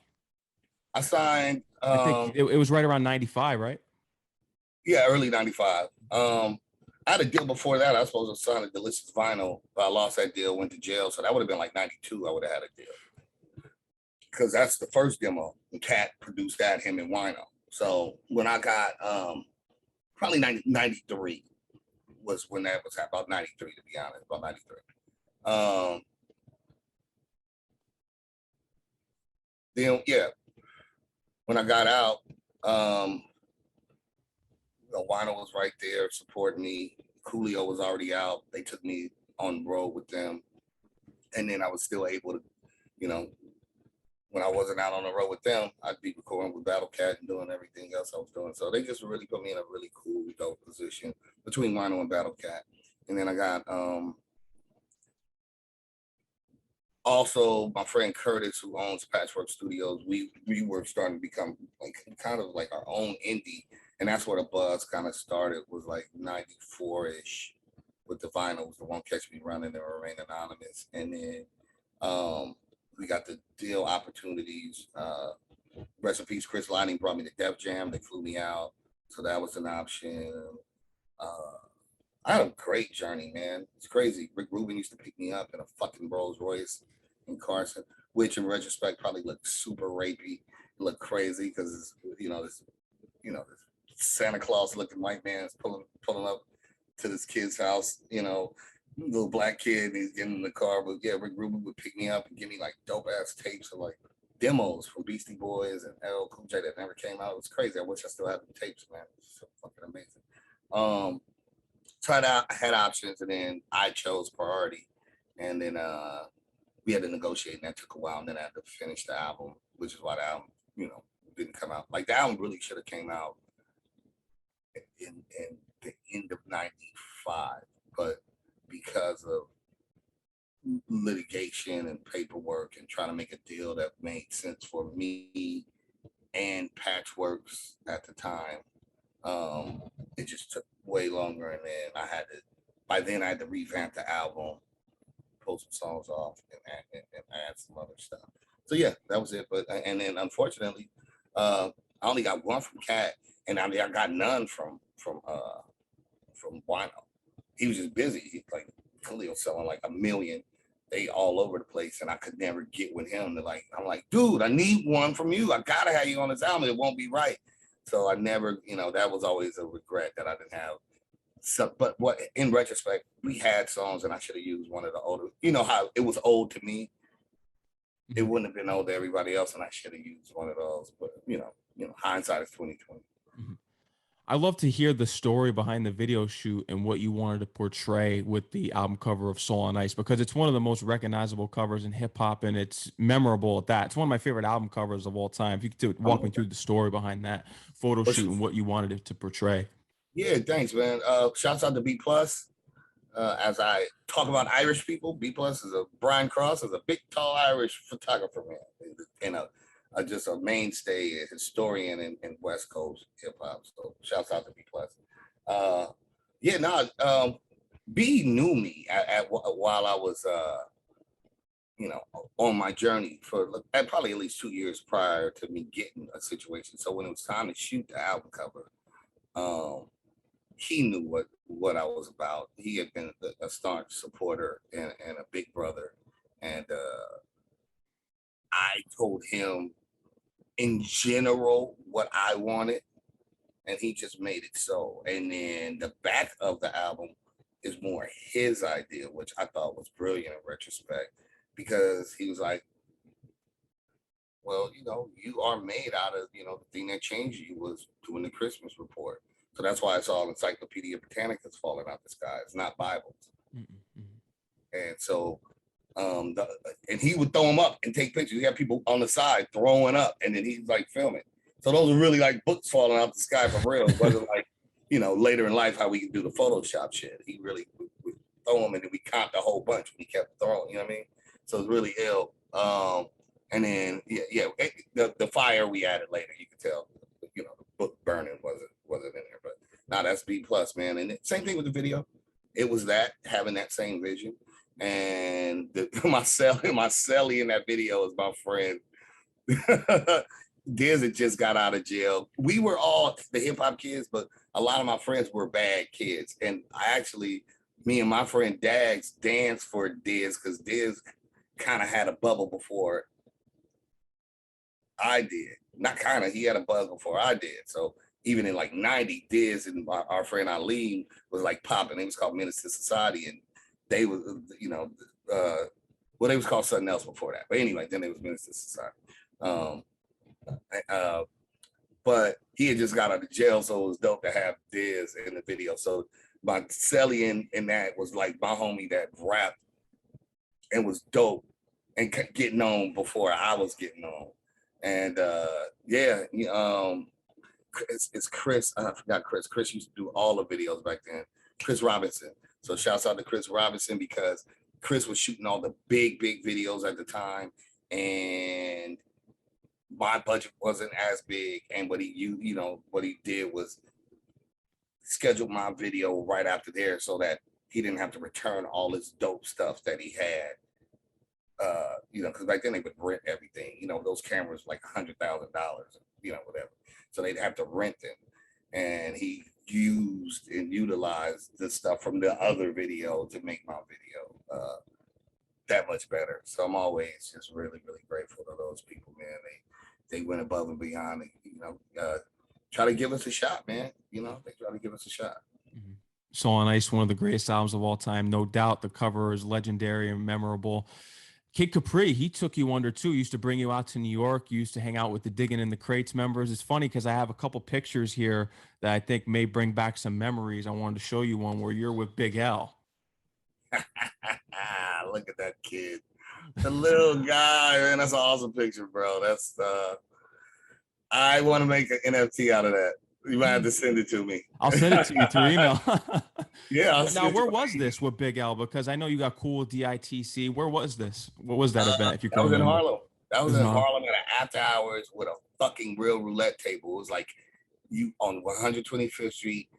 You would have never known what it was. It was like on the front of it was like a fucking vitamin store, Jamaican vitamin store. Nothing. You'd look at it and be like, oh man, whatever.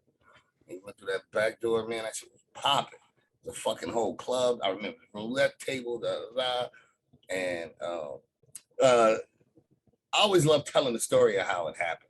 We were at some other industry shit, and with whoever, every rapper ever, and I'm there. One of the first times I'm really like out on my own, I obviously already knew L, but wasn't super close with L. I was actually, as far as getting to know, I knew OC more. So that another big brother of mine. Done songs together. Yeah, so this particular night I'm dolo at some music shit. And I just remember I saw L and one of the nicest dudes ever, man. I just remember he was just like, oh shit, you in New York, you in the city. I'm like, yeah. He's like, whatever, we having a drink or whatever. And he's like, fuck you doing? You want to fucking go to this other shit? I'm like, with you? He's like, yeah, nigga. I'm like, nigga, big L, nigga, I want to go, nigga, on some fan shit, nigga. This is a trip. Back then, you was like, yeah, nigga. So, hopped in the whip with L, and we went to some shit, and we pulled up, parked, pulled him. I'm like, bro, what the fuck? Like, this shit look sus, bro. You know what I'm saying? Because it was just this fucking Jamaican looked closed, lights off, and just looked like not cool to go into. Went in, that shit was lit. Big drinks, music popping, bad bitches. Niggas got burners out, just whatever. Like, it's bullshit. And then with the real roulette table, I'll never forget. I remember that. I remember that big the real roulette table, like Vegas shit. I was just like, oh, this shit crazy. This is dope. And I'm pretty sure that was Johnny Nunez who took that picture. I had a drink in my hand because I've been there probably about 10 minutes. Johnny came in. He was always an amazing documentary. He's still alive. May live 1,000 lives. Yeah. And that picture was just literally like me and L talking, didn't see Johnny. And he like, yo, y'all take a picture. That's why I'm kind of like, you know what I mean? Like, there is no, we on some other shit. We probably, looking for bitches and shit. So I'm like, I wouldn't expect a photographer in this place for one. So that's why, for me, that picture is just so fucking awesome because it's so much history. And that would probably be one of the last times that I even saw him, let alone really hung. Any other time it was going to be, more studio digging in his crate, Joe around or whoever kid, whatever. It's just more of a studio vibe. Whereas we just was on some human being shit, like, catching a vibe, trying to see what it do for the night. And it was cool, man. That's just one of my favorite pictures because I look so. To me in my face, I look like, why is there a camera in here? This shit gangster, bro. You ain't supposed to document this, whatever. And so, yeah, man. Yeah. I wish, hindsight is 2020 again. I just wish I would have been a little bit more proactive about reaching out to people. My thing was, especially back then, it's just a thing. LA people are more laid back. We were back, like the newer kids are different. But like, it was very hard to even, talk much to people. Not because I was shy. It was just like, we were taught you don't really talk to people you don't know. So even my first interviews, I would just answer the question, and I wasn't trying to be mean or. So the interview people would be like, "Oh, he's arrogant or he's rude," which is fucked up because I think if again or I wonder if I was a different complexion, would it have been that I was shy or that I was thinking? Mine it was, oh, he's so he thinks he's so good, or and I didn't. I never said that. I was just taught not to talk too much to people I didn't know. This is not even really from my family, but really just the hood. Like, hey man, you don't know them dudes. Dudes might rob you, you know what I'm saying? Bust your head open. They could be some dudes from another neighborhood that think you part of the neighborhood and try to kill you. Like, don't talk to motherfuckers you don't know. Keep it pushing. So it was very hard for me to open up. And plus, then I was a fan of these people, so it was even harder because I didn't want to just open my mouth and say like dumb shit. I just like, man, you dope, bro. Like, man, you shit. I'll tell them that, like, man, you fresh, bro. I'm a fan, bro. Like, and then leave it at that. And and getting love from these people that I looked up to was surreal to me. So I do have in retro, I have this regret is the wrong word, because there's no time machine, so it's a pointless emotion. But I if I knew now, knew then what I knew now, I would have just reached out a little bit more. Like, bro, you know what I'm saying? Like, man, not even necessarily to rap, but just to get another memory with a brother. You know what I mean? Yeah. Like, you know what I mean? Yeah. Yeah. I have some more pictures here too. I believe this is with you and Big Pun. I found this picture online. Let's see. Yeah, that is me. You can always tell me back then because I was trying to not to get the wave cap line. Yeah. And so I would have toilet paper in there or like a paper towel in my over my thing. Yeah, it's me and Pun. I don't know where we were on this one though, because I that probably was at the tunnel. That was at the tunnel? Probably because Pun got me into the tunnel one night. I couldn't get in there. I mean, I walked up, the line was crazy. Who am I ain't nobody. And Pun walked up. Luckily, universe meant to be. And he just like, and he always was super nice to me. And again, one of them people that just treated me with so much dignity. And you still gotta remember, it's not really East and West thing. The media is making it that, but there is a rivalry, you know what I'm saying? But because of how I rhyme, I always was above the rivalry. So like you can rap. Now some of them motherfuckers is whack. I'm like, well, some of the motherfuckers you got is whack just because he from New York to make him dope. So we was having those spirited arguments and but no, Pun would just be nice to me, like just treat me with dignity, like a peer. But meanwhile, I bought these albums, man. Like you dope, bro. Like, no, the fact that you even telling me I'm dope is crazy to me. And yeah, and then Pun got me, and I'm pretty sure that was at the tunnel, man, which was the first time I ever saw unisex bathrooms. So craziness. I was like, what is going on here? This is insane.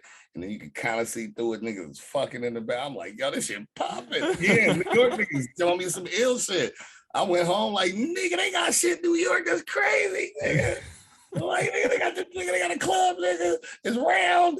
I didn't know it was a hanger. I was just like, nigga, the club is round. And then the niggas, men and women bathroom, niggas was fucking. I'm like, yeah, man. Thank you. Shouts to Pun, bro. And shouts to Chris Rivers, man. He a good kid, man. Yeah, so he's following right in his father's footsteps, a real hip hop MC who keeps it real. Another picture. And his own style. And does. developed his own shit, man. And salute to him, man. He's a good dude. I told him that, years ago, just like, man, your father, when I was a young nigga, I think it was really, really a nice dude to me. And I just always tell him, like, if you ever need anything from me, man, be my honor just because your pops is such a fucking, was a class act with me. You know what I mean? So, yeah. One of the greatest of all time. Hip hop shit, that's that family, man. Yeah. That community. Capital Punishment, one of the greatest albums of all time. Another photo here. It's a group photo. This is, I'm just going to show it for you. You may know what this is. I know that picture. Yeah. There's a lot going on in that picture, which is hilarious. That picture, that was at the John Blaze video shoot. Okay, Fat Joe's John Blaze. So everybody had, so Jada had Styles, Um, uh, Meth had Ghost had Ray. Nas had Nori. And the crazy shit is Joe had Pun, but he also had Mac 10 because they were doing some shit together. So it was just that whole day was insane. It's totally insane. A lot of, I can't even say some of the things that went on that day. It was wild, like street shit. It was so rap shit. It was so much hilarious shit that even in that picture, son, I can't talk about right now. But I remember a particular thing that happened right when that picture, like right before that picture was taken, something happened, which was hilarious. But yeah, man, great day in hip hop, bro. Like I call it Barnum. It was just so much crazy shit. Literally. And it was so many people that aren't in that pic that was there. Like I said, Nori's there, Big Daddy Kane was there, like mad niggas was there, bro. Like the actress from A Bronx Tale was there too. If you would have been a fly on the wall during that day, that shoot, hilarity, man. I could have wrote a book just about just the hilariousness of that day, but it was great. I had so much fun. The highlight, not the highlight, but one of the good things I will say is I had a pocket rocket is what I call them, but a half pint of Hennessy.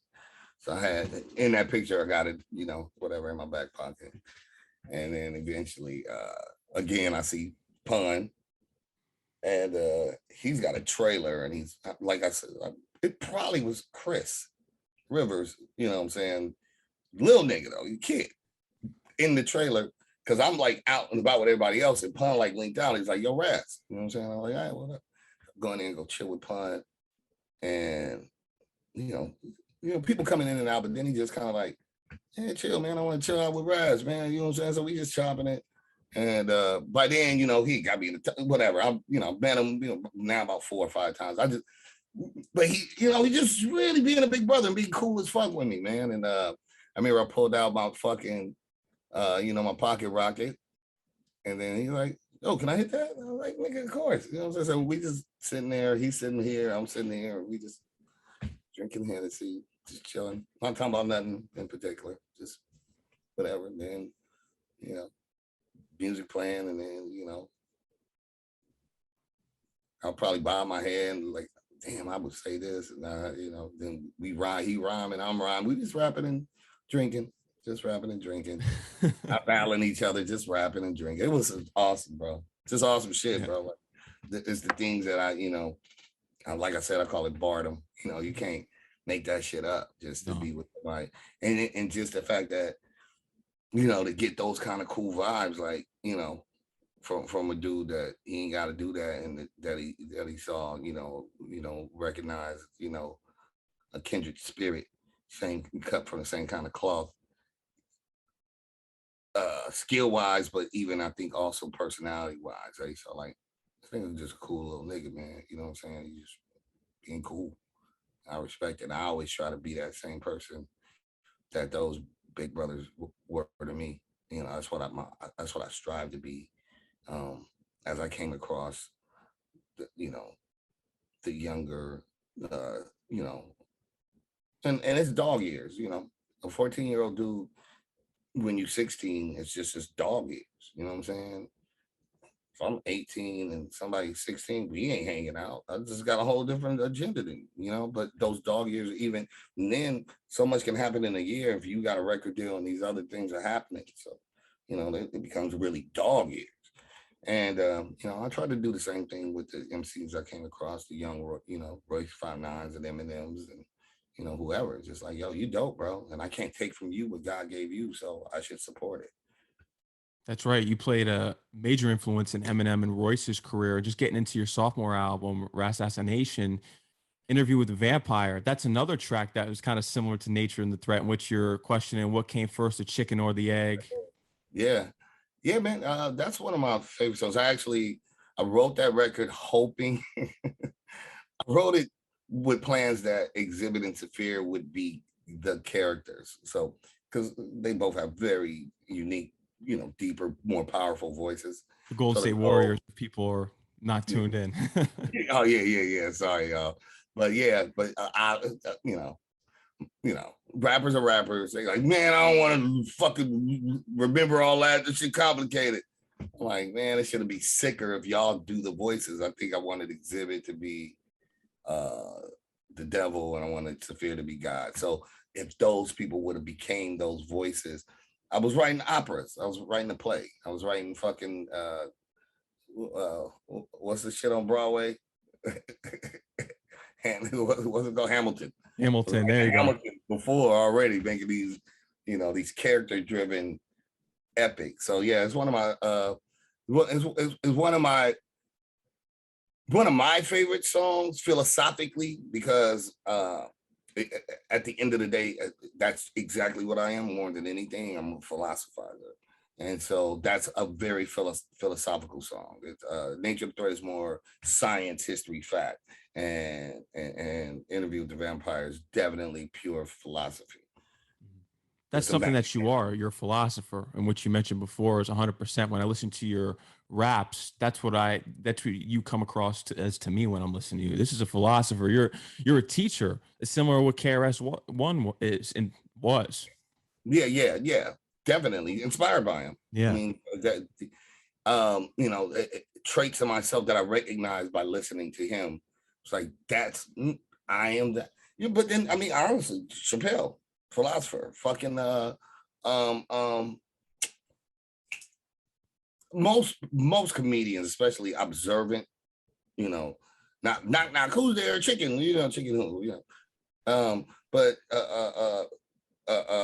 George Carlin, spot on. I don't know if you don't get familiar, everybody, I encourage you. Talking about a man that was before his time. George Carlin was gunning. George Carlin is an ill nigga. He's a white man. This nigga's ill, bro. That shit, bro. That like brilliant. Like his contemporary would be Richard Pryor, but there's no but to it. It's just you can see same thing. I mean, what you call him is just brilliant like that too. Now, Eddie Murphy? No. Was hair redhead from but his hair, man, dude, I can't think of his name. He's a white guy, but he's redhead, white guy, comedian. He was on Chappelle shit too, but he really can't he was on The Mandalorian. I can't think of his name. I can't think of his name either. Fuck that, man. Sorry, I gotta find out. Wait, because I'll look for you too. And it's on the tip of my tongue. It's Bill, yeah. Bill Burr. I'm an idiot. That's good. Okay. Yeah, Bill Burr, like he's a very he just said it's philosophical. And they just use a different medium to just kind of say these things that are very, I mean, they're just looking at society, and then they pose these questions or give these these very sometimes purposely mean versions of their takes on it. You know what I'm saying? But that's part of the funny part of it. So yeah, man, I'm inspired by people like that. And yeah, I think the philosopher, even more than a teacher, the philosopher is not necessarily trying to teach you. He's just trying to open the dialogue. So teacher is kind of more like, learn this because this is the fact. When you philosophize, you're just kind of saying, so what would you do here? What do you think if you're given these two options? Or if we say this is wrong, why don't we say this is wrong or whatever? And I remember shit. I just got back out of prison the second term. So it was probably about 2011 or something, 12. And my mother's not impressed with me. And basically, she was basically inferring I had failed. I was failure. She's like, I just wanted you to be a philosopher. And I was like, well, if you listen to my body of work, it's pretty much what I am. You know, so nobody ever said philosophers don't go to jail, bro. I'm just saying, well, you know, that's part of it. I have to kind of see what it's like, bro. You know, you gotta speak from experience. But yeah, man. But you've always stuck up for yourself and getting Van Gogh when you went into the office, and I heard about the story that happened. And Allegedly. yeah, you went in there and you had a gun allegedly. Allegedly, You man. got your album back. You went on the run like Cool G Rap all the way to New York, and the rest is history from there. Van Gogh eventually came out, and you know the history goes on with you. But early history, what people may not know about too, which I read about online, is that you were with both Nas and Jay-Z the day that Ether dropped.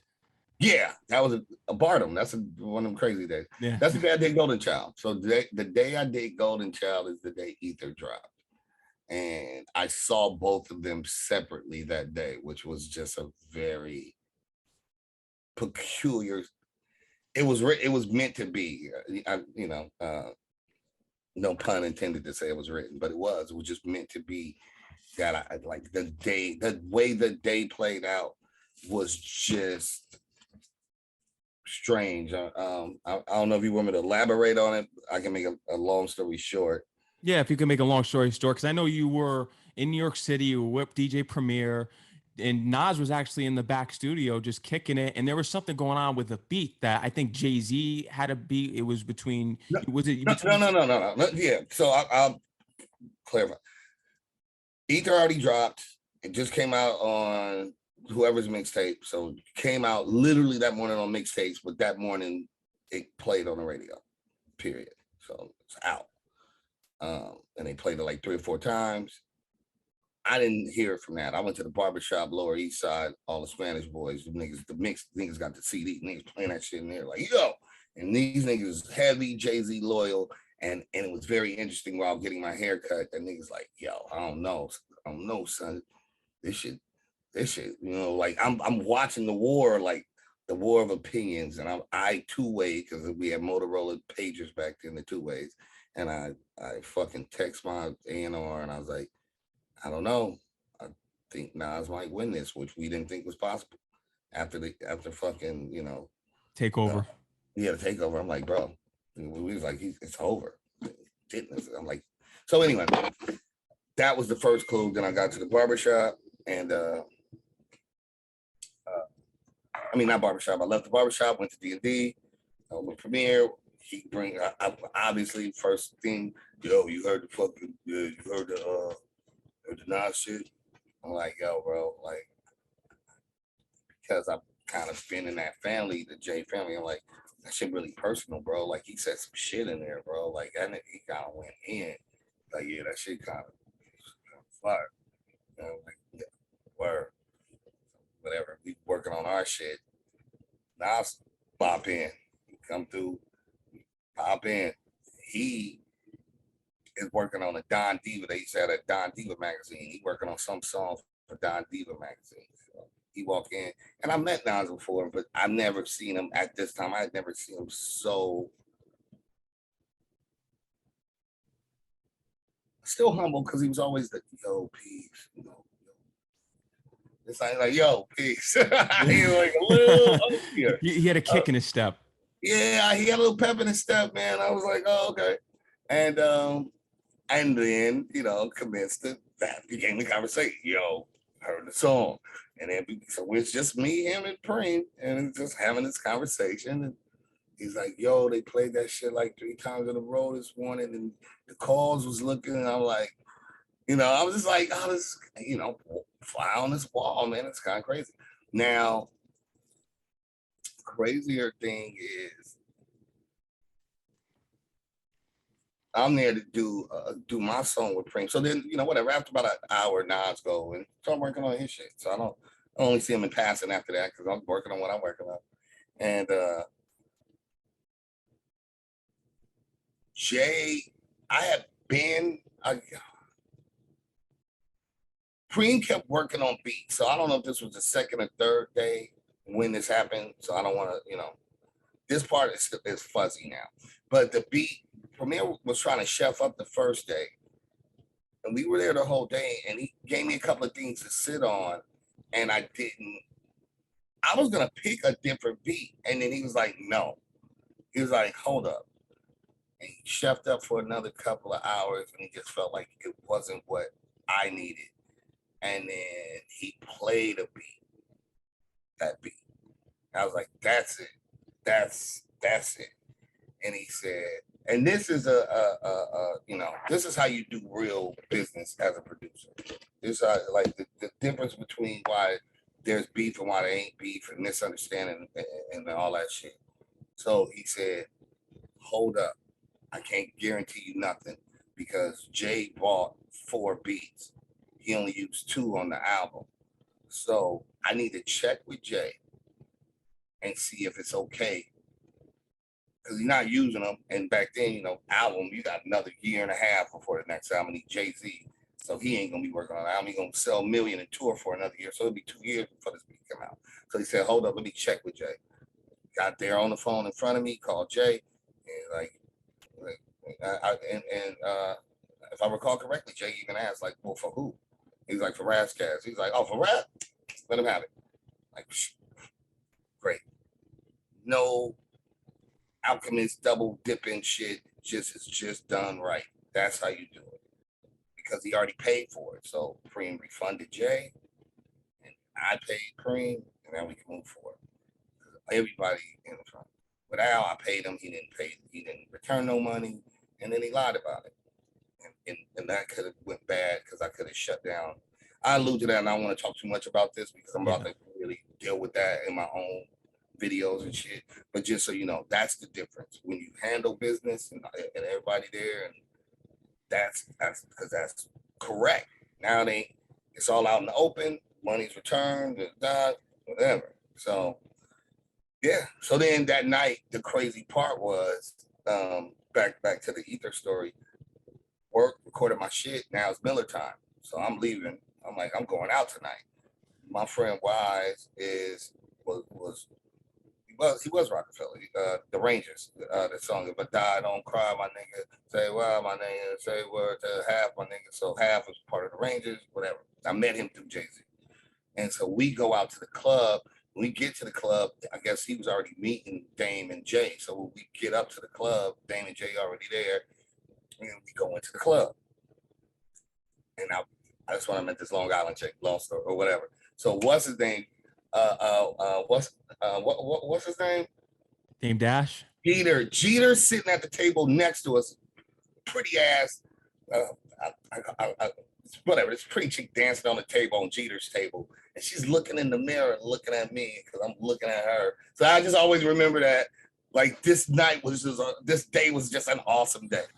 And I just say that to say this because I'm sitting at the table with Dame and Jay and whatever, and the DJ played Ether, and Jay was not happy, and I just remember because I remember it coming on, and I remember thinking he's not gonna like that, but how do you play that? Like, how do you respond? Like when somebody playing diss record. I never been around somebody when somebody like he's heard his diss records play. You know what I mean? Yeah. So then you get to stand on the table and be that nigga. But when you the object of the ridicule, how do you respond to that? And so I was totally, I remember looking at the chick through the mirror. You know what I'm saying? She dancing on the table, Jeter. And I don't know him. I didn't even go over nothing and say nothing. But when she got off that table, I hollered at her, and that's a whole different story. But anyway, and then I remember, maybe if I recall correctly, I'm sitting on the right side of the table, and he's on the left hand side, and maybe Dame is here. And he's not happy. I'm just kind of looking at his face like I think I ain't happy. And then he said, Dame would like go holler at the DJ. And then the DJ did not stop playing that record. The crowd was loving it. Yeah. And that's what I remember was like, this is crazy. And that's what I think the next morning I texted my people like, Nas won, man. See it coming. Did not see that coming. Because I saw how bothered Jay was. And then Jay even said like, Nas won. Like he tried to come back with Super Ugly, but that Ether was something else, man. It's a highly personal record. I mean, just on a surface level of people that might have heard of Jay-Z and know songs of Jay-Z and Nas, he wrote that where it's scathing that way, but then there's a second level where it's scathing. And then I don't know them as well as other people. They really got back story. And then so there's like a third level of how mean that record is. I only got to the second level of how fucked up that was shit. Yeah, it's like second degree burns is what I understood, but apparently there's a third degree burn to that record of that Ether. And I watched it. I watched it play out. I got to see both. I see one with a bop and one with not. That shit was crazy. Yeah, so that's the day Ether dropped, bro. Insane. That's hip hop history. You're just in the middle of it. You made your own history. When we look back at your entire discography, what work are you most proud of throughout your entire discography? Is it Soul on Ice, or is there another No, personal favorite? no, I don't have any personal favorite album. I think some things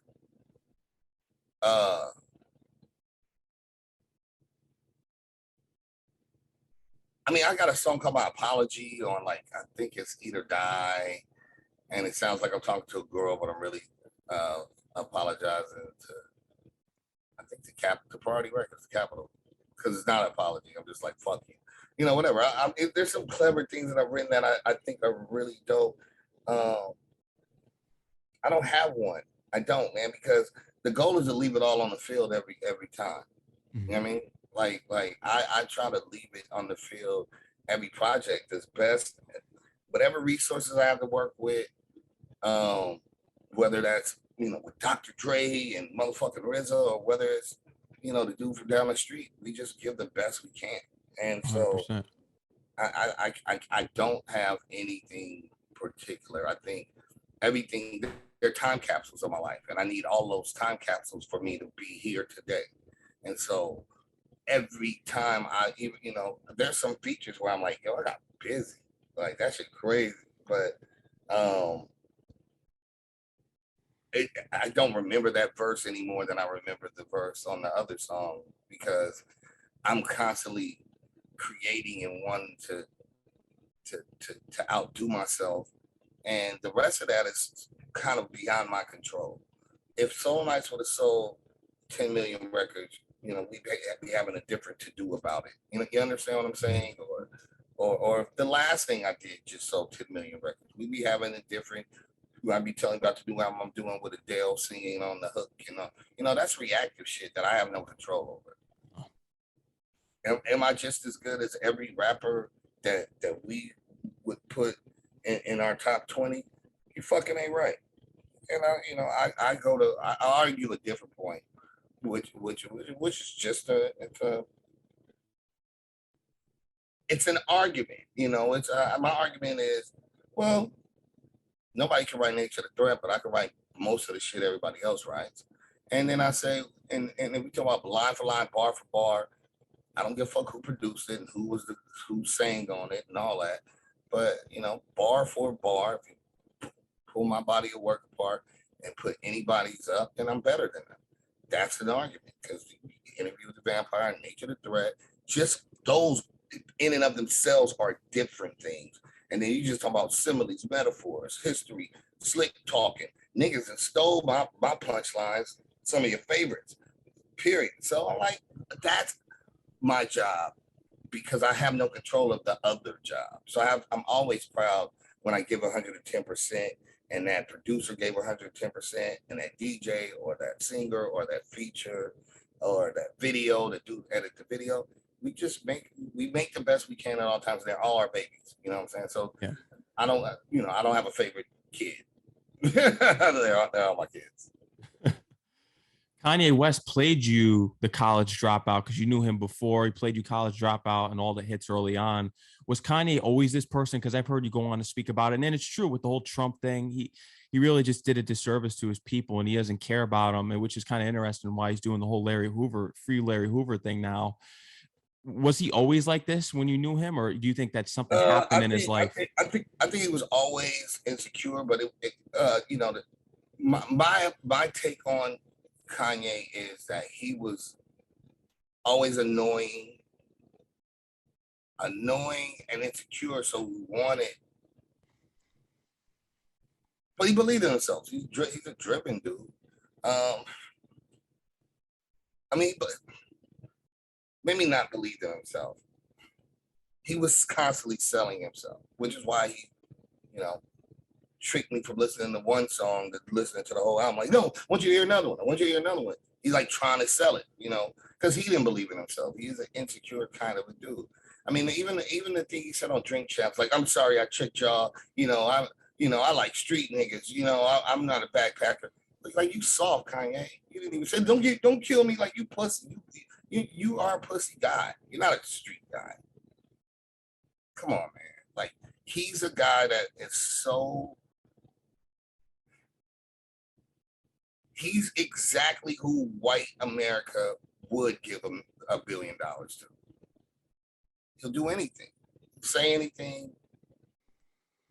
Like, it makes sense that he would succeed to me, and why I don't have Kanye West money. He's a guy that doesn't write his own raps, barely makes his own beats at this point, and then will say, "I'm a genius." Oh yeah, because you're a marketer.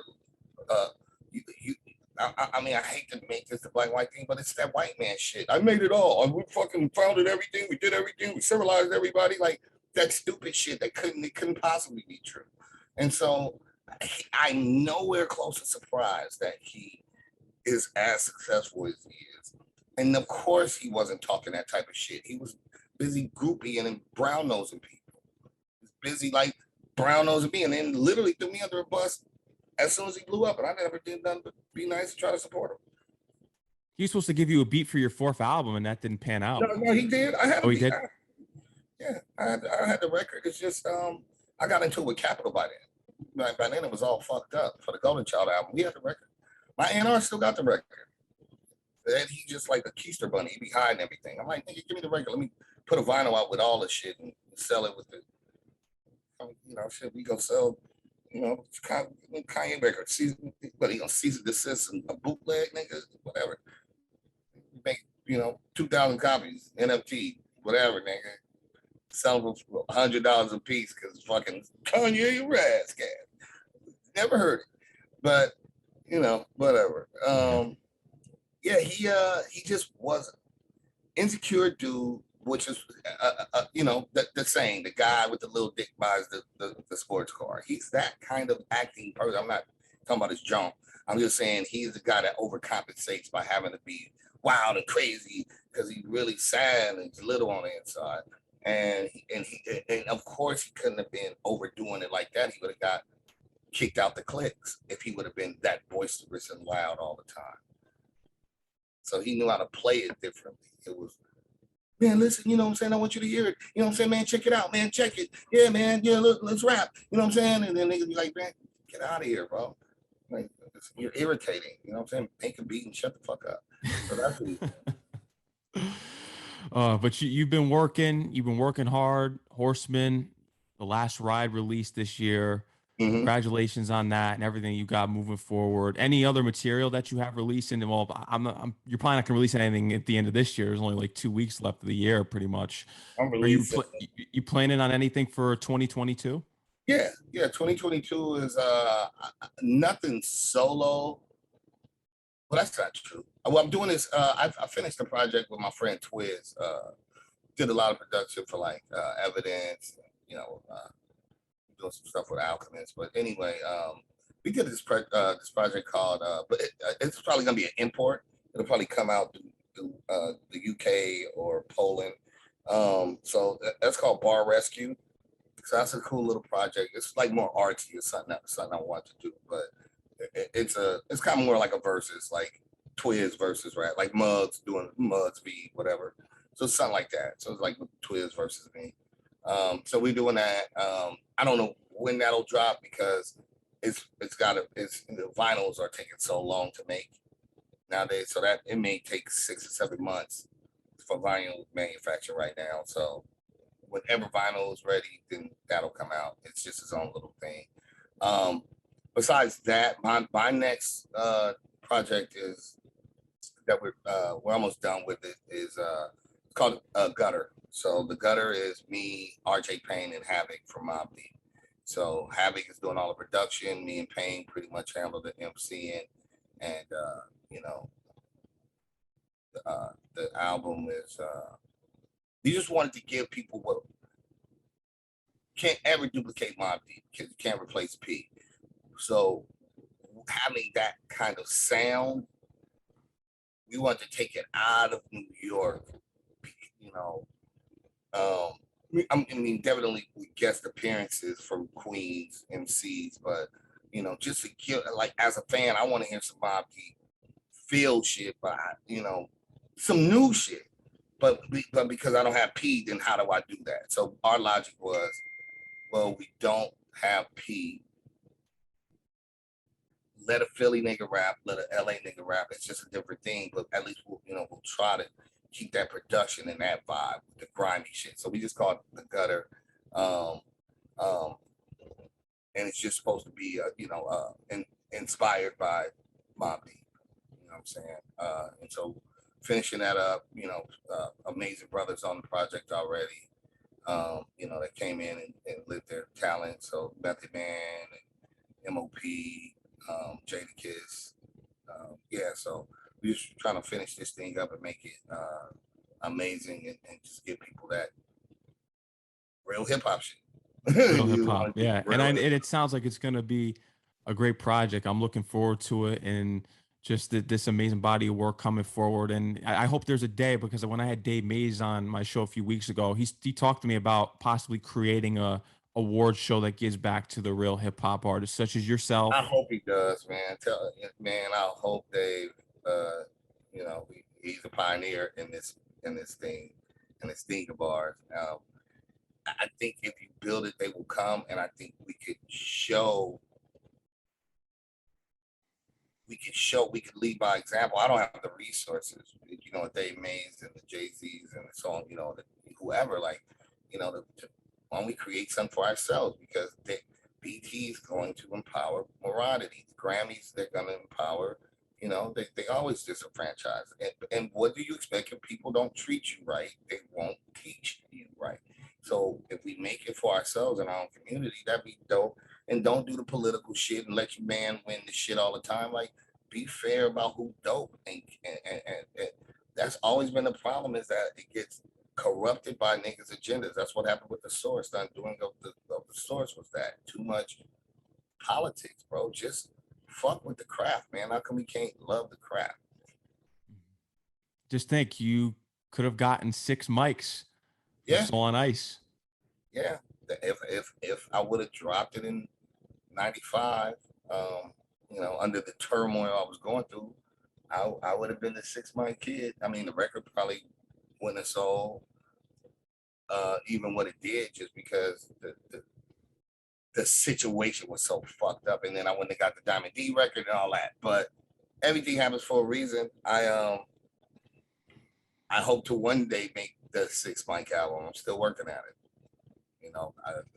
Golden Child was supposed to be like that thing, and if it would have came out in its time, because timing's everything. I say that in FLY. Fuck last year. I say timing is everything. That's what separates regular people from pedophiles. So timing's everything, man. And fuck last year, such an amazing record with just the reference to, why would I like 100 pictures if I can't fuck in real life? Oh yeah, it's dead ass. I'm so mean at. That's my philosophy kicking in. I'm like, fuck, I'm gonna like all these. I be looking at niggas because your shit'll pop up. Whoever you're also following, you can look at a chick, and I'll go through her pictures, not liking them, being nosy, and see the same rap nigga. I'm like, this nigga liked every picture. Like, you are thirsty, bro. If you're not following this nigga, you gave her all your love already, nigga. Fuck that. Nigga, plus, I'm gonna cut to the chat. I got a whole different game, bro. I'm gonna like 1, maybe 2. see if she liked some of mine. Then I'm straight to the DM, nigga. Fuck liking some pictures. I'm like, or if they like some shit, I see a hot chick like my shit. I get inner demon and be like, thank you, beautiful. Oh, hey, but all that, yeah, like a million pictures, then you on blast. Nigga thirsty as fuck. You know, like everything this chick has since 92. They didn't even have Instagram back then. I want to close this show out on a interesting but important note, because I heard in an interview that you did saying that the American dream is dead, which it is. There's a class system here. We know that America's a bunch of hoopla. That you're considering moving out of the country to Portugal. Why would you consider somewhere such as Portugal? I'm interested in why Portugal. Well, that's she just called too. So the woman who puts up with my shit that I can look at in the face long enough, it happens. I met her in Portugal. She's, you know, and then it's a great hip hop community there. Shouts out to Dilemma, Mundo Segundo, Sam the Kid. So Lisbon, all through Portugal, man, it's a dope hip hop community, cost of living, by the beach, it's popping. So it's still Cali life without the bullshit, and it's still hip hop. And then honestly, you know, for our business as a hip hopper, I'm not trying to sell to these people here. They want to see something that I'm not interested in doing. You know, so my brand, I'd be closer to where my brand succeeds. It's, you know, it's East Coast or Canada or Europe or Australia, you know, or Japan. I'm trying to get to Africa and really break into that, because they keep saying, I keep hearing how much it's such a hip hop culture there. I just haven't had the opportunities to really investigate and be a part of that culture. Of course, I want to have, you know, I'm open to, I mean, I'm open to being anywhere where the culture is appreciated, and I just don't think it's appreciated around here. And I'm not, you know, I'm not interested in. And it's, you know, I'm from the second biggest state in America, and they're making it. The gentrification is real, man. Like, people can't live in San Francisco. They made it unlivable. You can't afford an apartment, let alone trying to buy a house and have some shit and some ownership. So I'm not gonna keep wasting my spinning my wheels. You pay rent to people. You know, I thought about that after New York. I was in Astoria, which I love, but you know, you're paying, you know, whatever, 1550 a month, and you do that for fucking 10 years. I gave somebody $1 million. I did. Wow. Whereas I could have fucking got a house somewhere. I'm done with that. I don't want to keep living that way. And America's not here. For one, they're not here for their own people to be able to get a house and you know, in some of these bigger states. So what is it with redlining and the things that they still do now? The black people, they're not trying to give me let me have a place where I can retain some wealth and transfer that wealth to my family. So fuck it. If I gotta go somewhere, so be it. Beautiful. There's niggas everywhere. Trust me. Latinos everywhere. There's Asians everywhere, all through the world. I think white people just the only niggas that went all over the place. So did everybody else. So I go see some niggas and Asians and Latinos and get some hip hop and see some good some good fucking human being white people. You know, there's always some assholes everywhere too, but I'm ready to. I've done this long enough. Let me go try some other places where and see how fucked up they are, because it doesn't seem like it can get, you know, in the so-called first world countries. It doesn't seem like it gets much worse than this. When do you think this is going to happen? Is the move going to be? I don't know. Everything in its own time. You know, I travel so much, and I'm always between here and New York anyway, and now I'm becoming between here and Portugal. So I may, even me living somewhere, moving somewhere, may not ever seem like I'm living there like that. I know what you mean. 100%. Ras Kass, I really appreciate you coming on the show here today. Is there anything else you would love to let the audience, your fans, and the listeners know about? Anything else? I know you got the project with Havoc and RJ Payne coming up next year. Anything else? Oh no, just you know, follow me on my social media, Razzie, Raz_Kass. That's my Instagram, and everything else grows out of that. And man, Max, man, I just want to thank you, brother, for actually doing a little, knowing a little bit about it and asking me some good questions. That was cool, man. And you actually made me think. You gave me some epiphany, so I appreciate the interview. Thank you. I appreciate it. And when you release a new project, we'd love to have you come back on and talk about it. Yeah, man. Let's go. Yeah, we got to do a part two. That was a movie right there, just going through hip hop history. And I'm gonna send you the picture with Big L. Do you want the big pun one too, or? I got that one. I just don't. I don't know what I did with the L one, and I kind of want to try to see what I could do as a, like, even taking this interview and using that audio, because that story is really the story. And I don't know, trying to make that some kind of an NFT thing, or so, I don't know. I just think it would be cool. Yeah, for sure. I'll send you the Stardom collection. Yeah, I'll send you a clip of the interview, and I'll send you the picture at the Big L. Thank you, brother. Thank you. That'd be fire. Thank you, brother. No doubt, man. I appreciate your time in the interview. Thank you for all that you've done for hip hop, and I look forward to everything that you have coming in the future. And I look forward to seeing you one day, hopefully reaching that goal of what you have on Soul and Ice 2, is reading that Grammy speech in front of all those people. That would be so fucking awesome. And then keep me in a loop about when you're dropping, so I can help, promote and everything. Oh yeah, for sure. It should probably, it'll be within the next 2 weeks, 100%. So what I'll do is I'll email you, let you know when I'm dropping it, and tag you on Instagram and everything. And yeah, I'm looking forward to it though, man. All right, brother. Thank you so much, man. No doubt. Peace, legend. One love. Yeah, one love.